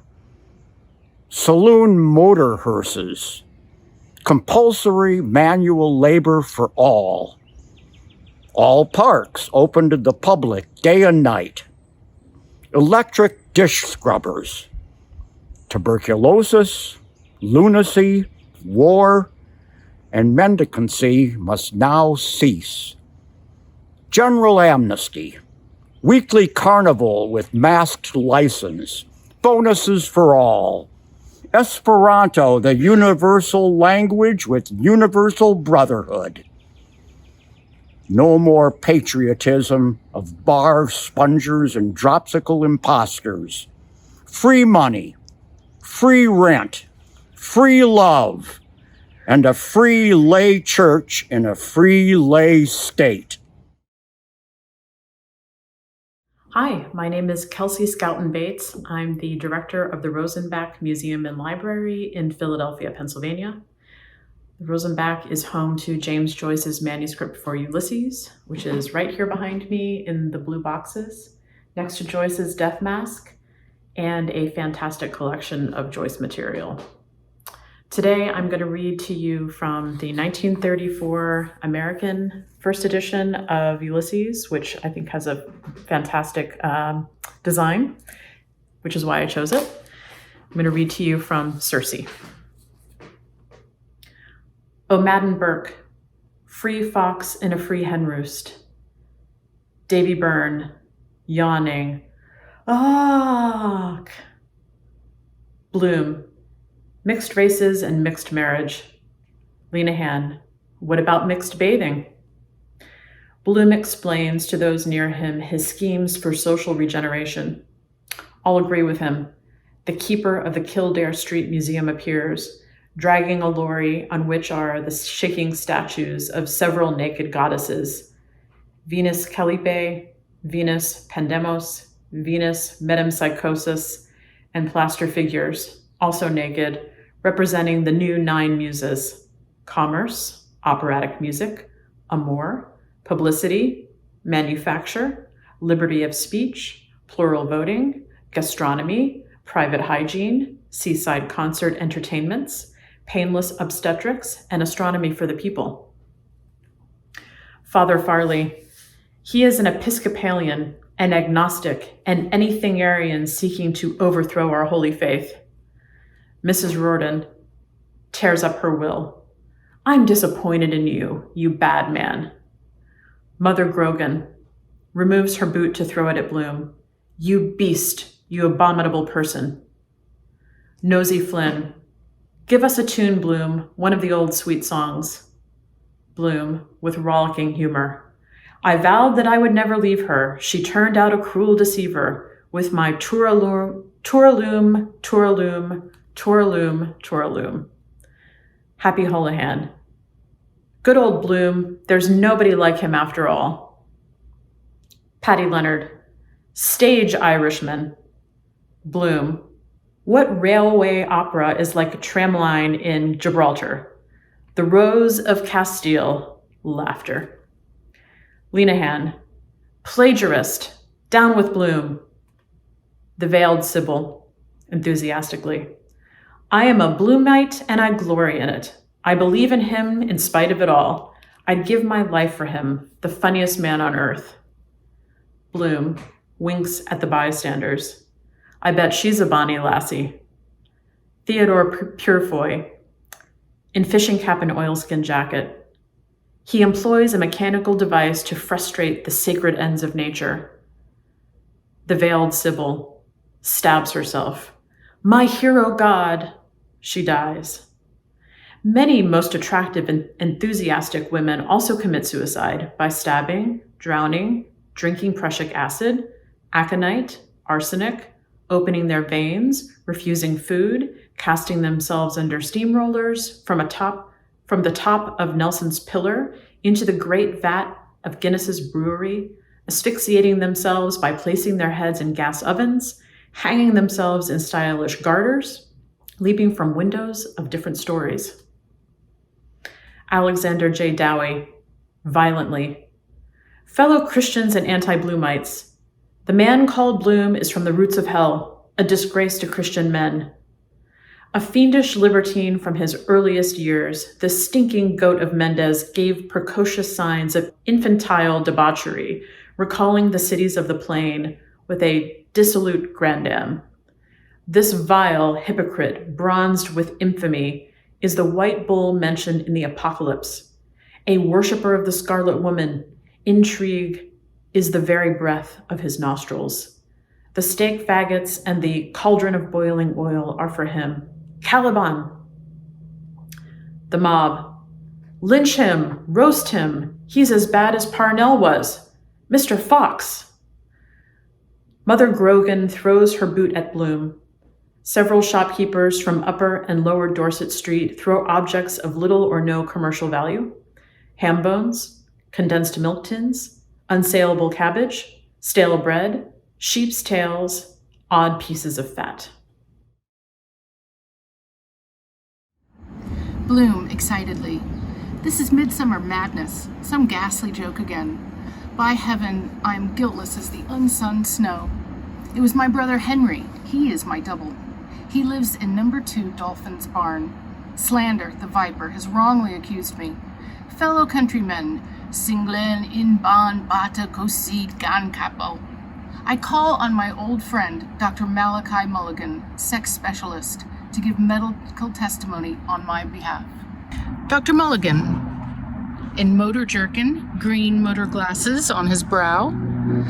Dr. Bloom is bisexually abnormal. He has recently escaped from Dr. Eustace's private asylum for demented gentlemen. Born out of wedlock, hereditary epilepsy is present, the consequence of unbridled lust. Traces of elephantitis have been discovered among his ascendants. There are marked symptoms of chronic exhibitionism. Ambidexterity is also latent. He's prematurely bald from self-abuse, perversely idealistic in consequence, a reformed rake, and has metal teeth.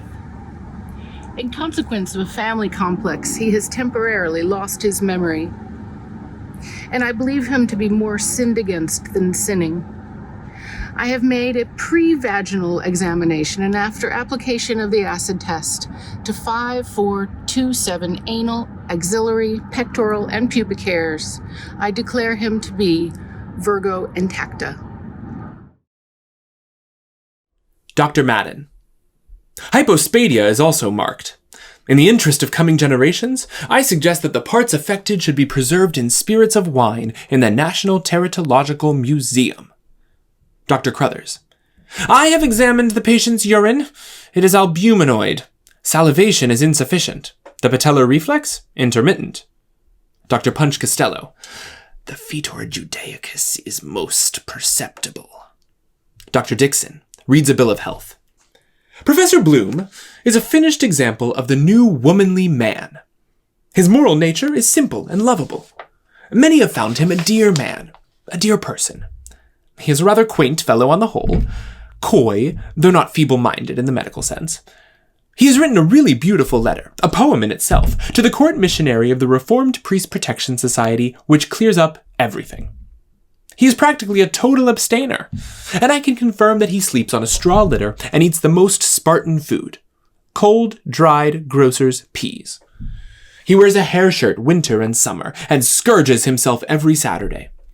He was, I understand, at one time a first-class misdemeanant in Glencree Reformatory.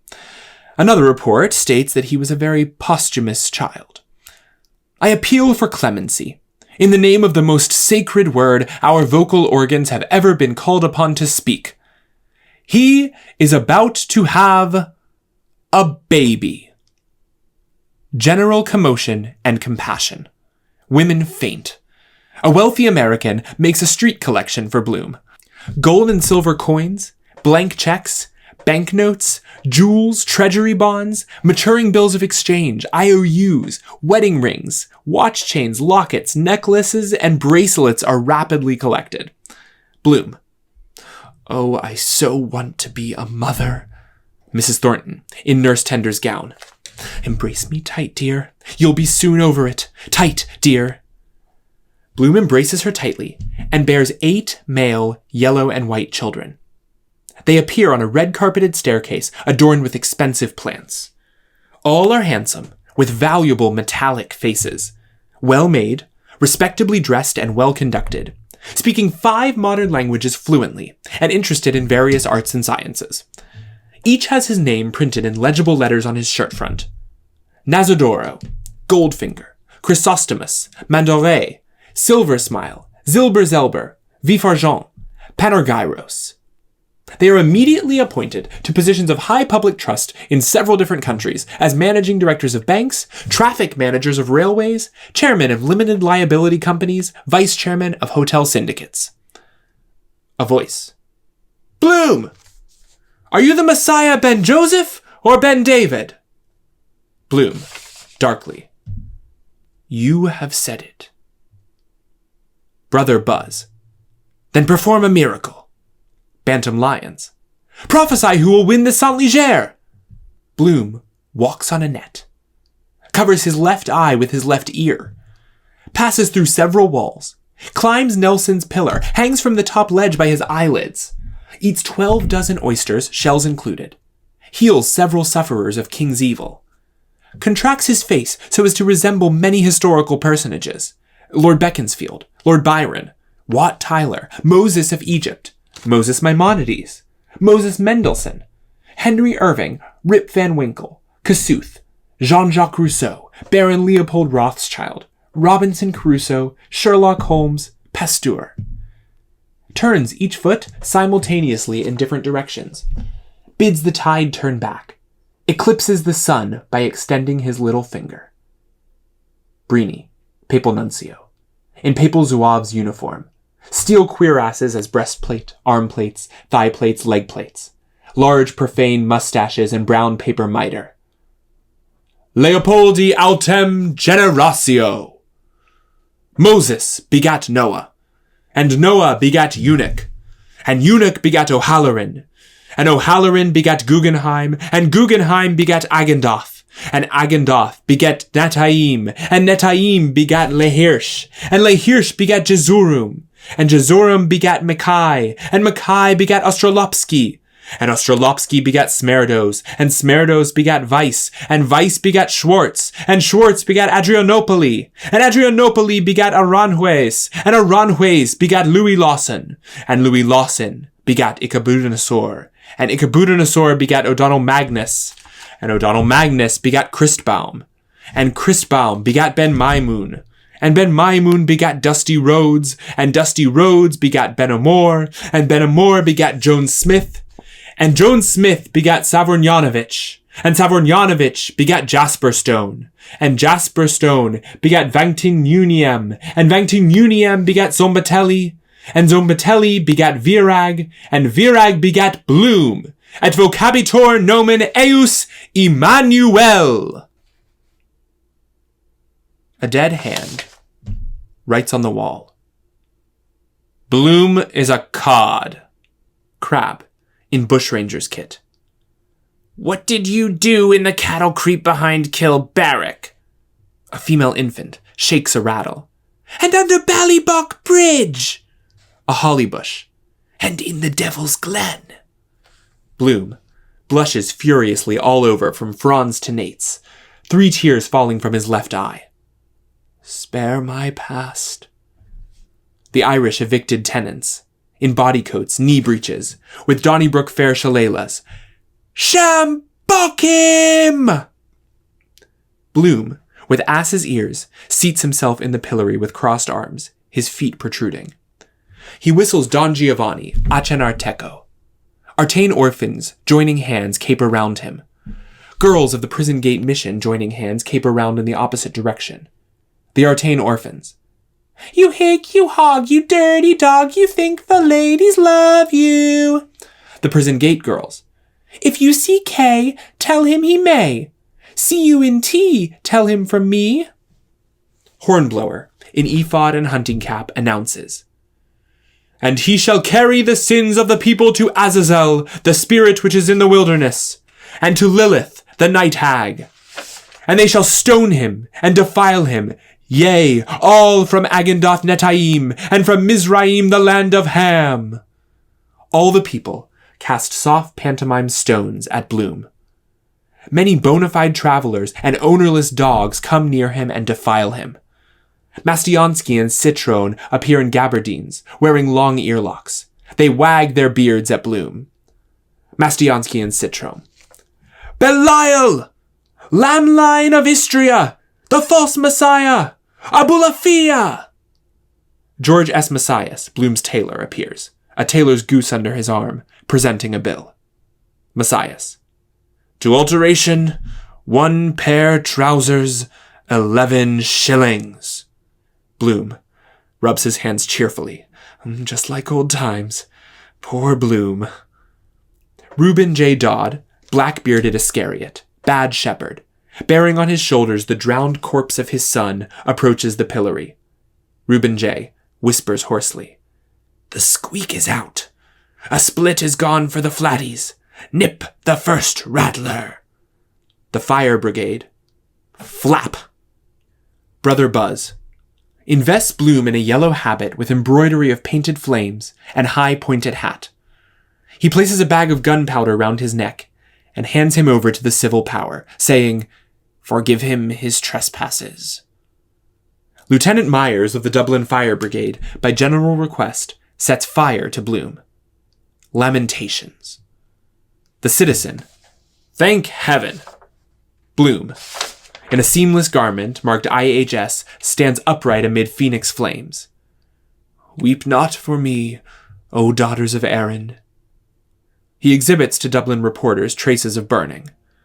The daughters of Erin, in black garments with large prayer books and long lighted candles in their hands, kneel down and pray.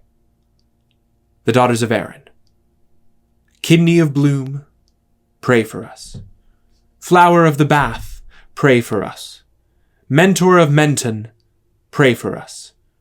Canvasser for the free men, pray for us. Charitable Mason, pray for us. Wandering Soap, pray for us. Sweets of Sin, pray for us. Music without words, pray for us.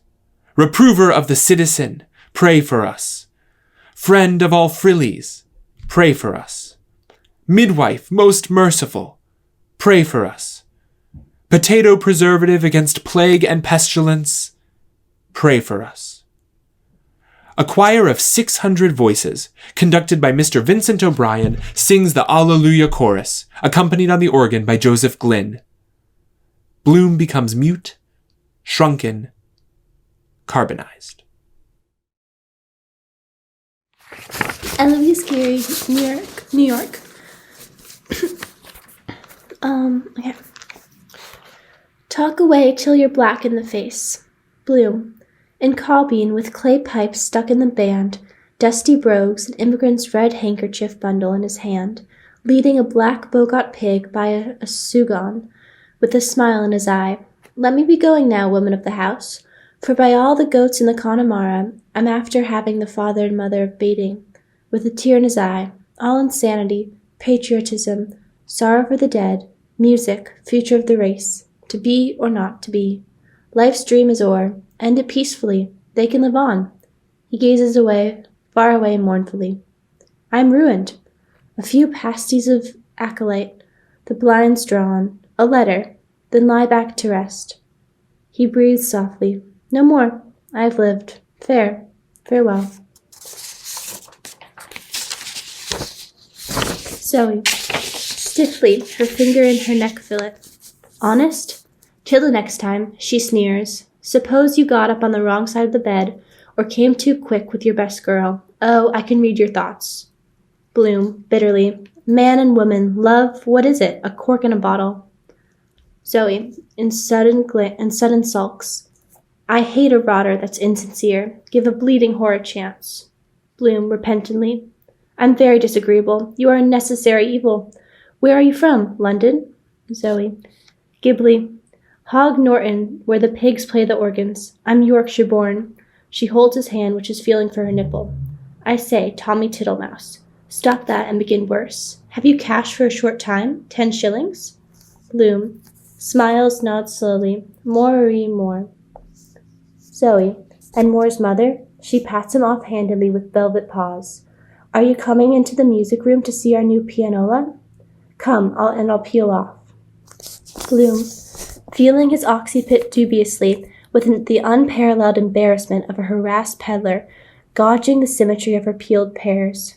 Somebody would be dreadfully jealous if she knew. The green-eyed monster, earnestly. You know how difficult it is. I needn't tell you. Zoe, flattered.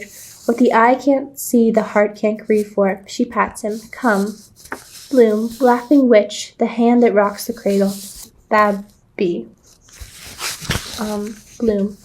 In babby linen and pelisse, big-headed, with a caul of dark hair, fixes big eyes on her fluid slip and counts its bronze buckles with a chubby finger, his moist tongue lollying and lipsing.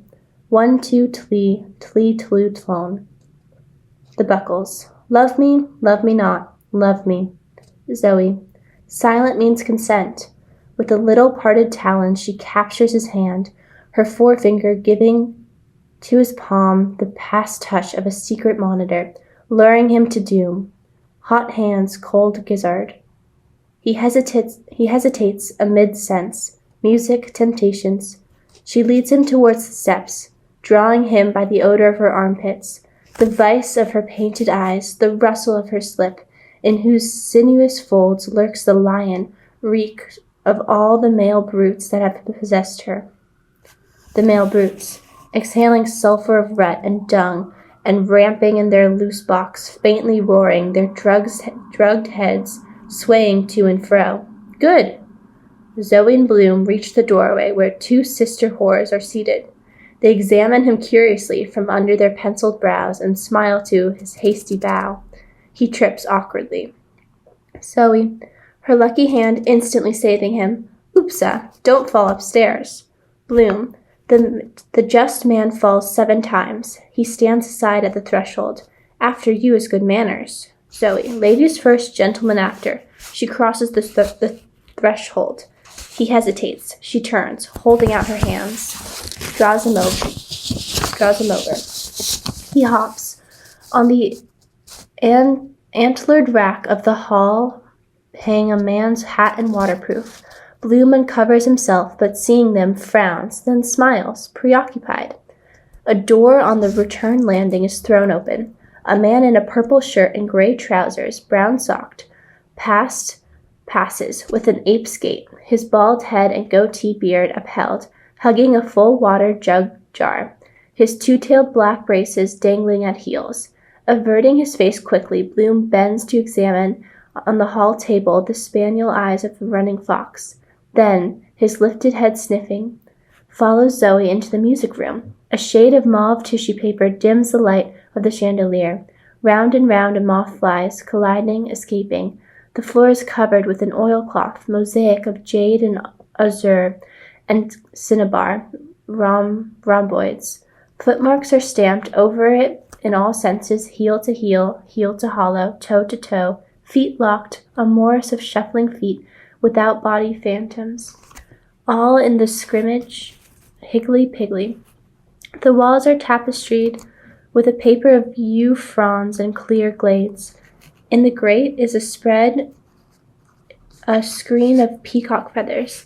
Lynch squats cross-legged on the hearth rug of matted hair, his cap back to the front.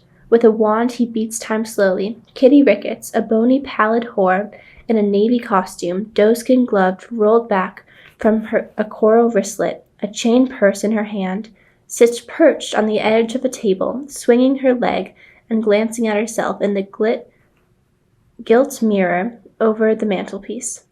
A tag of her corset lace, hangs slightly below her jacket. Lynch indicates mockingly the couple at the piano. Kitty coughs behind her hand. She's a bit imbecilic. She signs with a waggling forefinger. Blem blem. Lynch lifts up her skirt and white petticoat with the wand. She settles them back down quickly. Respect yourself, she hiccups, then bends quickly her sailor hat under which her hair glows, red with henna. Oh, excuse, Zoe. More limelight, Charlie. She goes to the chandelier and turns the gas full cock. Kitty peers at the gas jet. What ails it tonight? Deeply. Enter ghost and hobgoblins. Zoe, clap on the back for Zoe. The wand in Lynch's hand flashes, a brass poker. Stephen stands at the pianola, on which sprawl his hat and ash plant. With 2 fingers he repeats once more in a series of empty fifths. Florrie Talbot, a blonde, feeble, goose-fat whore, in a tatterdemalion gown of mildew strawberry, lolls spread-eagle in the sofa corner, her limp forearm pendant over bolster listening. A heavy sigh droops over her sleepy eyelid. Kitty hiccups again with the kick of her horsed foot. Oh, excuse, Zoe, promptly. Your boy's thinking of you. Tie a knot on your shift. Kitty Ricketts bends her head. Her boa uncoils, glides over her shoulder, back, arm, chair, to the ground.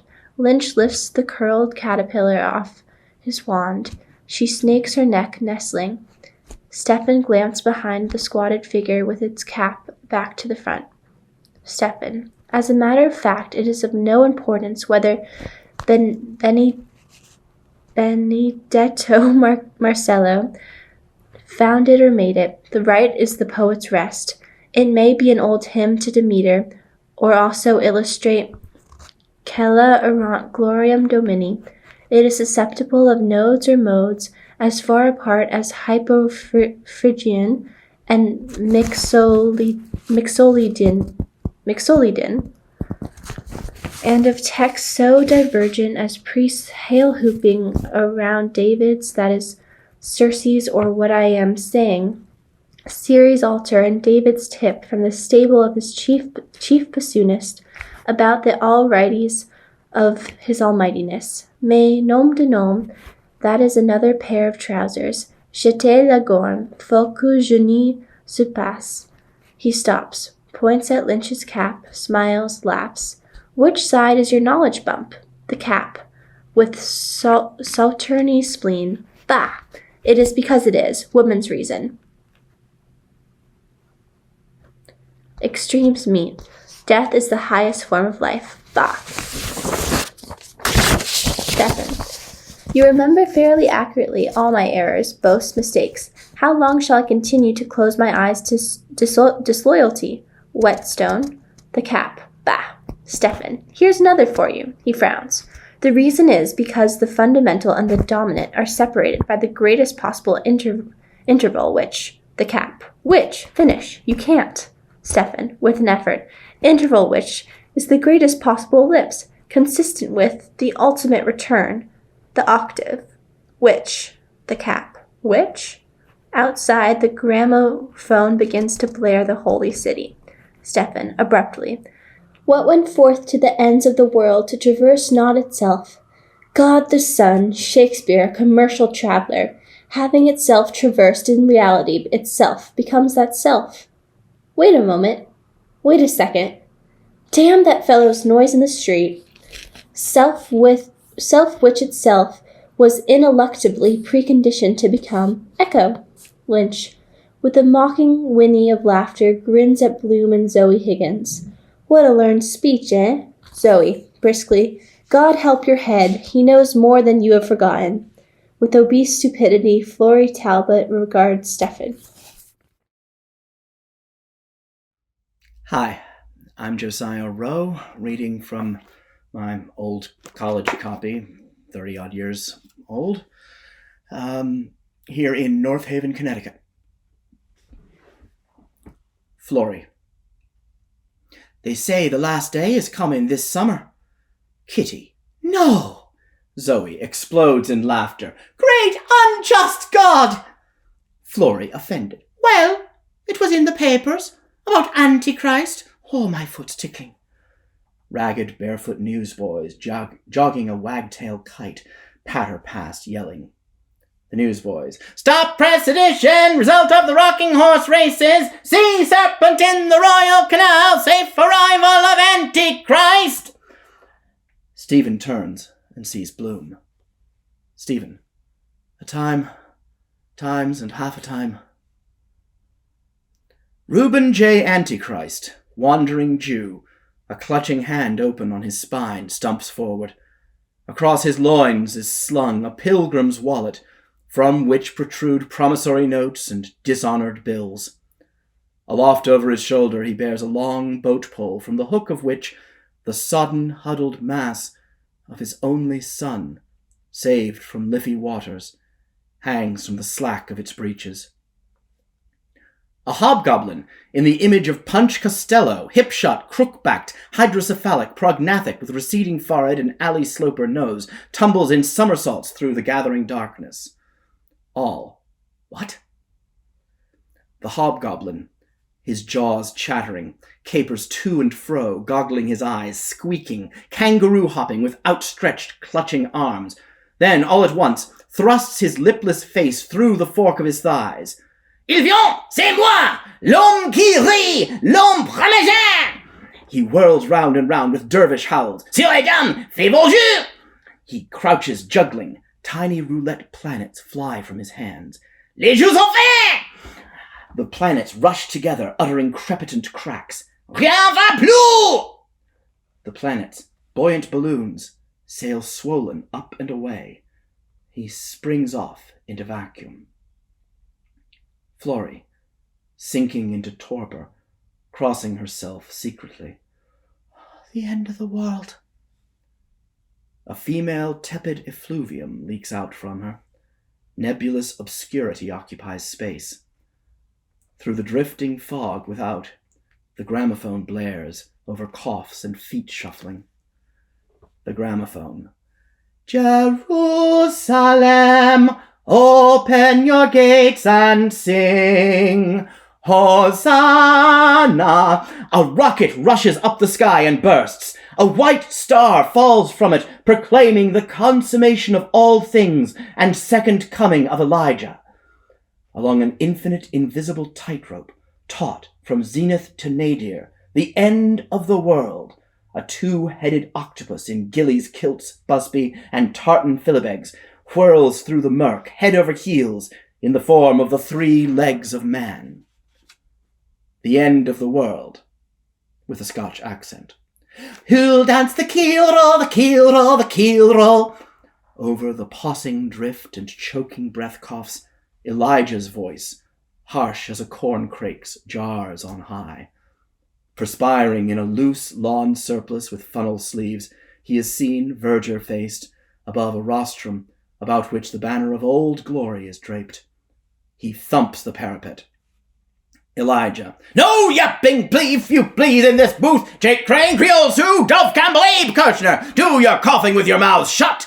Say, I'm operating all this trunk line. Boys, do it now. God's time is 12:25. Tell Mother you'll be there. Rush your order and you play a slick ace. Join on right here. Book through to Eternity Junction, the non-stop run. Just one word more. Are you a god or a doggone clod? If the second advent came to Coney Island, are we ready? Florrie Christ, Stephen Christ, Zoe Christ, Bloom Christ, Kitty Christ, Lynch Christ, is up to you to sense that cosmic force. Have we cold feet about the cosmos? No! Be on the side of the angels, be a prism. You have that something within, the higher self. You can rub shoulders with a Jesus, a Gautama, an Ingersoll. Are you all in this vibration? I say that you are. You once nobble that congregation, and a buck joyride to heaven becomes a back number. You got me? It's a life brightener, sure. The hottest stuff ever was. It's the whole pie with jam in. It's just the cutest, snappiest line out. It is immense, super sumptuous, it restores, it vibrates. I know, and I am some vibrator. Joking apart and getting down to bedrock. A.J. Christ Dowie and the harmonial philosophy. Have you got that? Okay, 77 West 69th Street. Got me? That's it. You call me up by sunphone any old time. Bumboozers, save your stamps. He shouts, "Now then, our glory song! All join heartily in the singing encore!" He sings, "Jeru," the gramophone drowning his voice, "Jerusalem in your heart." The disc rasps gratingly against the needle. The three whores, covering their ears, squawk, "Ach!" Elijah, in rolled-up shirt sleeves, black in the face, shouts at the top of his voice, his arms uplifted, "Big brother up there, Mr. President! You hear what I've just been saying to you? Certainly, I sort of believe strong in you, Mr. President. I certainly am thinking now, Miss Higgins and Miss Rickett got religion way inside them. Certainly seems to me I don't never see no was a scared female the way you been, Miss Florrie. Just now, as I done seed you, Mr. President, you come along and help me save our sisters dear." He winks at his audience. Mr. President, he twigged the whole lot, and he ain't saying nothing. Kitty Kate. "I forgot myself. In a weak moment, I erred and did what I did on Constitution Hill. I was confirmed by the bishop and enrolled in the Brown Scapular. My mother's sister married a Montmorency. It was a working plumber was my ruination when I was pure." Zoe Fanny. "I let him larrup it into me for the fun of it." Florrie Teresa. "It was in consequence of a port wine beverage on top of Hennessy's 3-star. I was guilty with Whelan when he slipped into the bed." Stephen. "In the beginning was the Word, in the end the world without end. Blessed be the 8 Beatitudes." The Beatitudes. Dixon, Madden, Crothers, Costello, Lenehan, Bannon, Mulligan, and Lynch, in white surgical students' gowns, 4 abreast, goose-stepping, tramp fast past in noisy marching. The Beatitudes. Incoherently. "Beer, beef, battle dog, Bible, businessum, Barnum, buggerum, bishop." Lister, in Quaker grey knee breeches and broad-brimmed hat, says discreetly, "He is our friend. I need not mention names. Seek thou the light." He corantos by. Best enters, in hairdresser's attire, shinily laundered, his locks in curl papers. He leads John Eglinton, who wears a mandarin's kimono of nankeen yellow, lizard-lettered, and a high pagoda hat. Best, smiling, lifts the hat and displays a shaven poll, from the crown of which bristles a pigtail toupee tied with an orange topknot. "I was just beautifying him, don't you know? A thing of beauty, don't you know? Yeats says, Keats says." John Eglinton produces a green-capped dark lantern and flashes it toward a corner, with carping accent.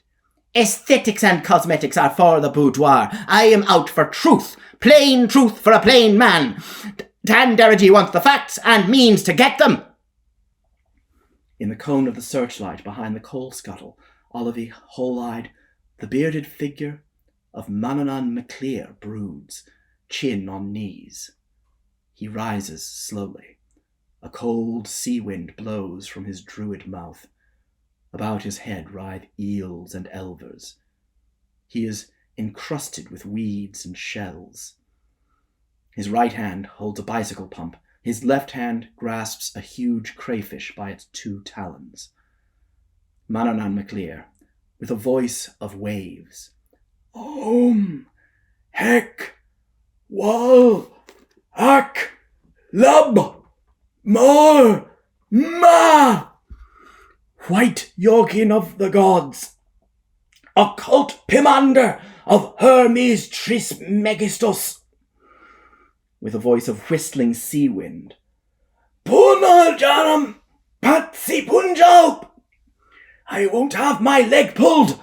It has been said by one, beware the left, the cult of Shakti," with a cry of stormbirds. "Shakti, Shiva, dark hidden father."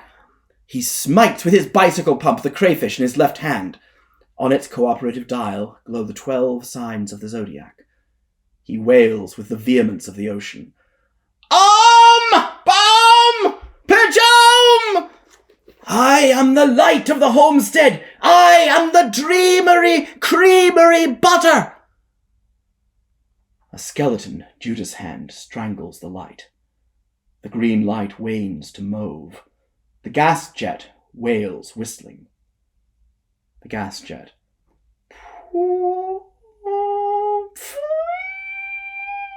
Zoe runs to the chandelier and, crooking her leg, adjusts the mantle. Zoe. Who has a fag as I'm here? Lynch, tossing a cigarette onto the table. Here. My name is Brooke Morriswood, and I'm reading this section from Aschaffenburg in Germany. I've actually never read Ulysses, but as I've been on the road for 16 years, living in the UK, the USA, Austria, and Germany, I've always liked the legend of the Odyssey. Here is passage 16. Zoe, her head perched aside in mock pride. Is that the way to hand the pot to a lady? She stretches up to light the cigarette over the flame, twirling it slowly, showing the brown tufts of her armpits. Lynch, with his poker, lifts boldly aside of her slip. Bare from her garters up, her flesh appears under the sapphire a Nixie's green. She puffs calmly at her cigarette. Can you see the beauty spot of my behind? Lynch. I'm not looking. Zoe makes sheep's eyes. No, you wouldn't do a less thing.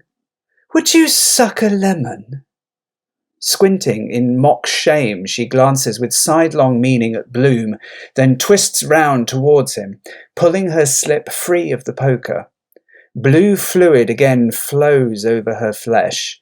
Bloom stands, smiling desirously, twirling his thumbs. Kitty Ricketts licks her middle finger with her spittle and, gazing in the mirror, smooths both eyebrows.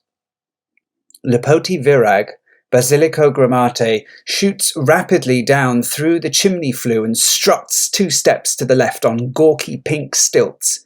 He is sausaged into several overcoats and wears a brown mackintosh under which he holds a roll of parchment.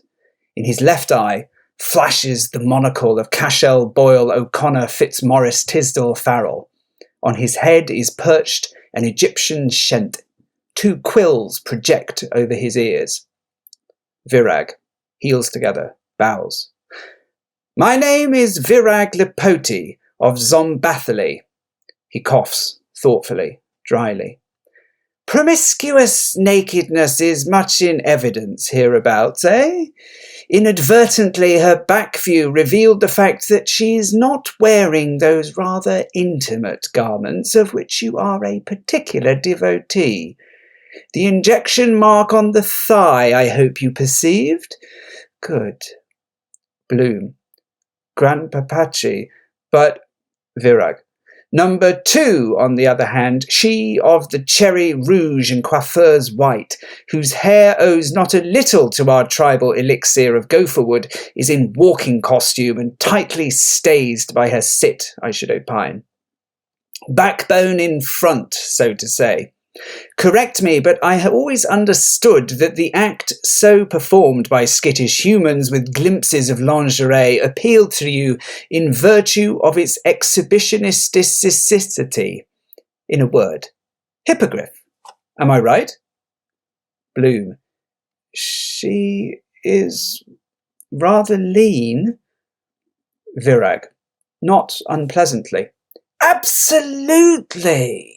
Well observed, and those pannier pockets of the skirt and slightly peg-top effect are devised to suggest bunchiness of hip. A new purchase at some monster sale for which a gull has been mulcted. Meretricious finery to deceive the eye. Observe the attention to details of dust specks.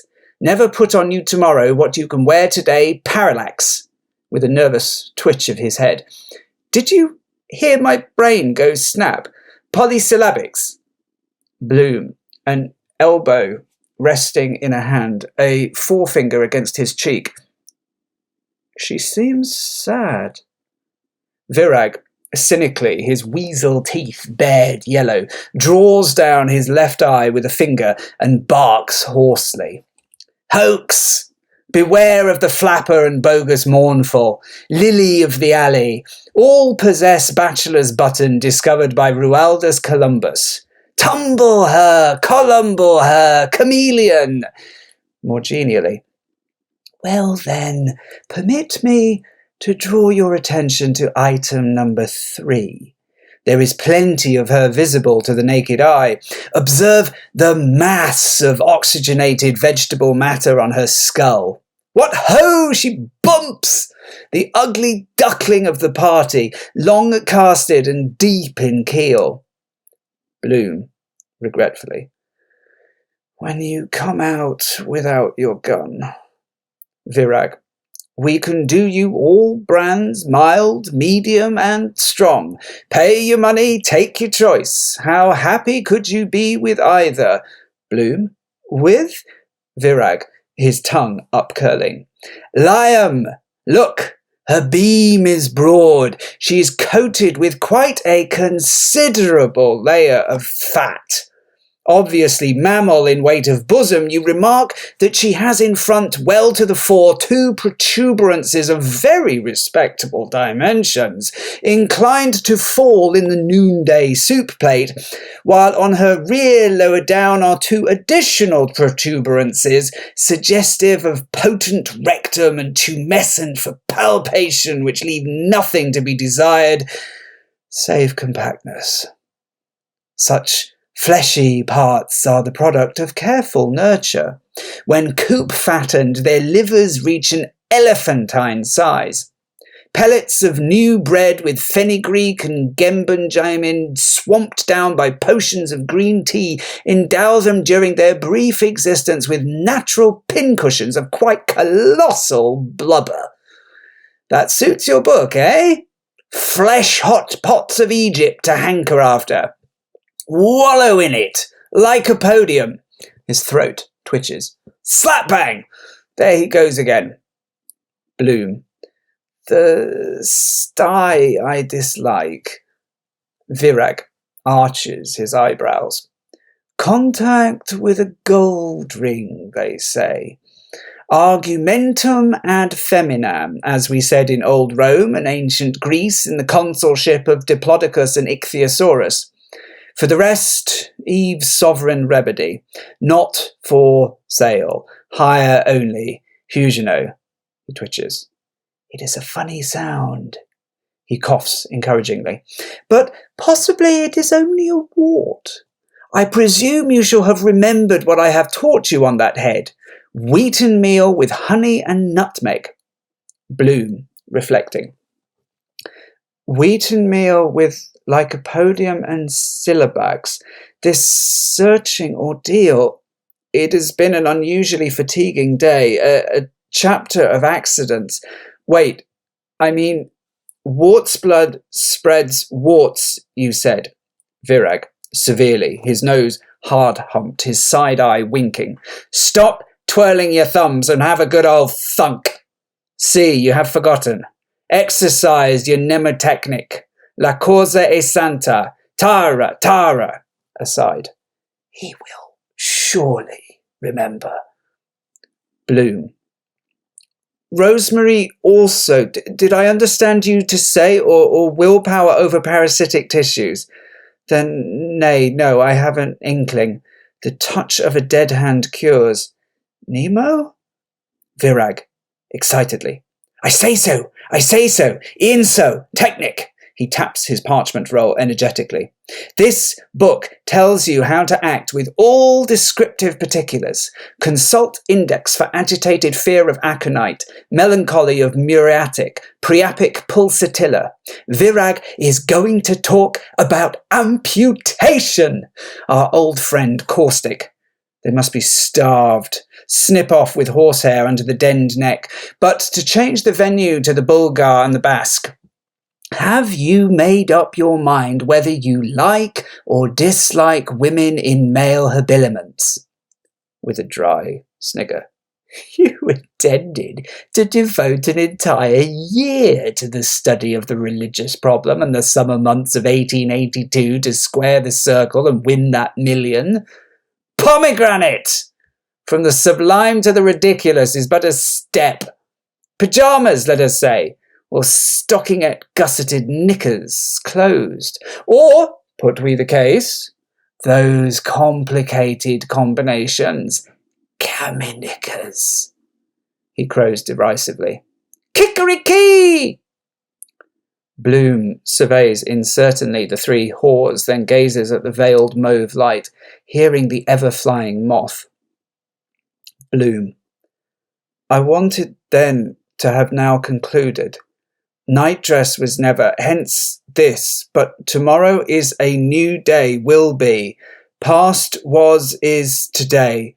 What now is, will then tomorrow as now was be past yester. Virag prompts into his ear in a pig's whisper.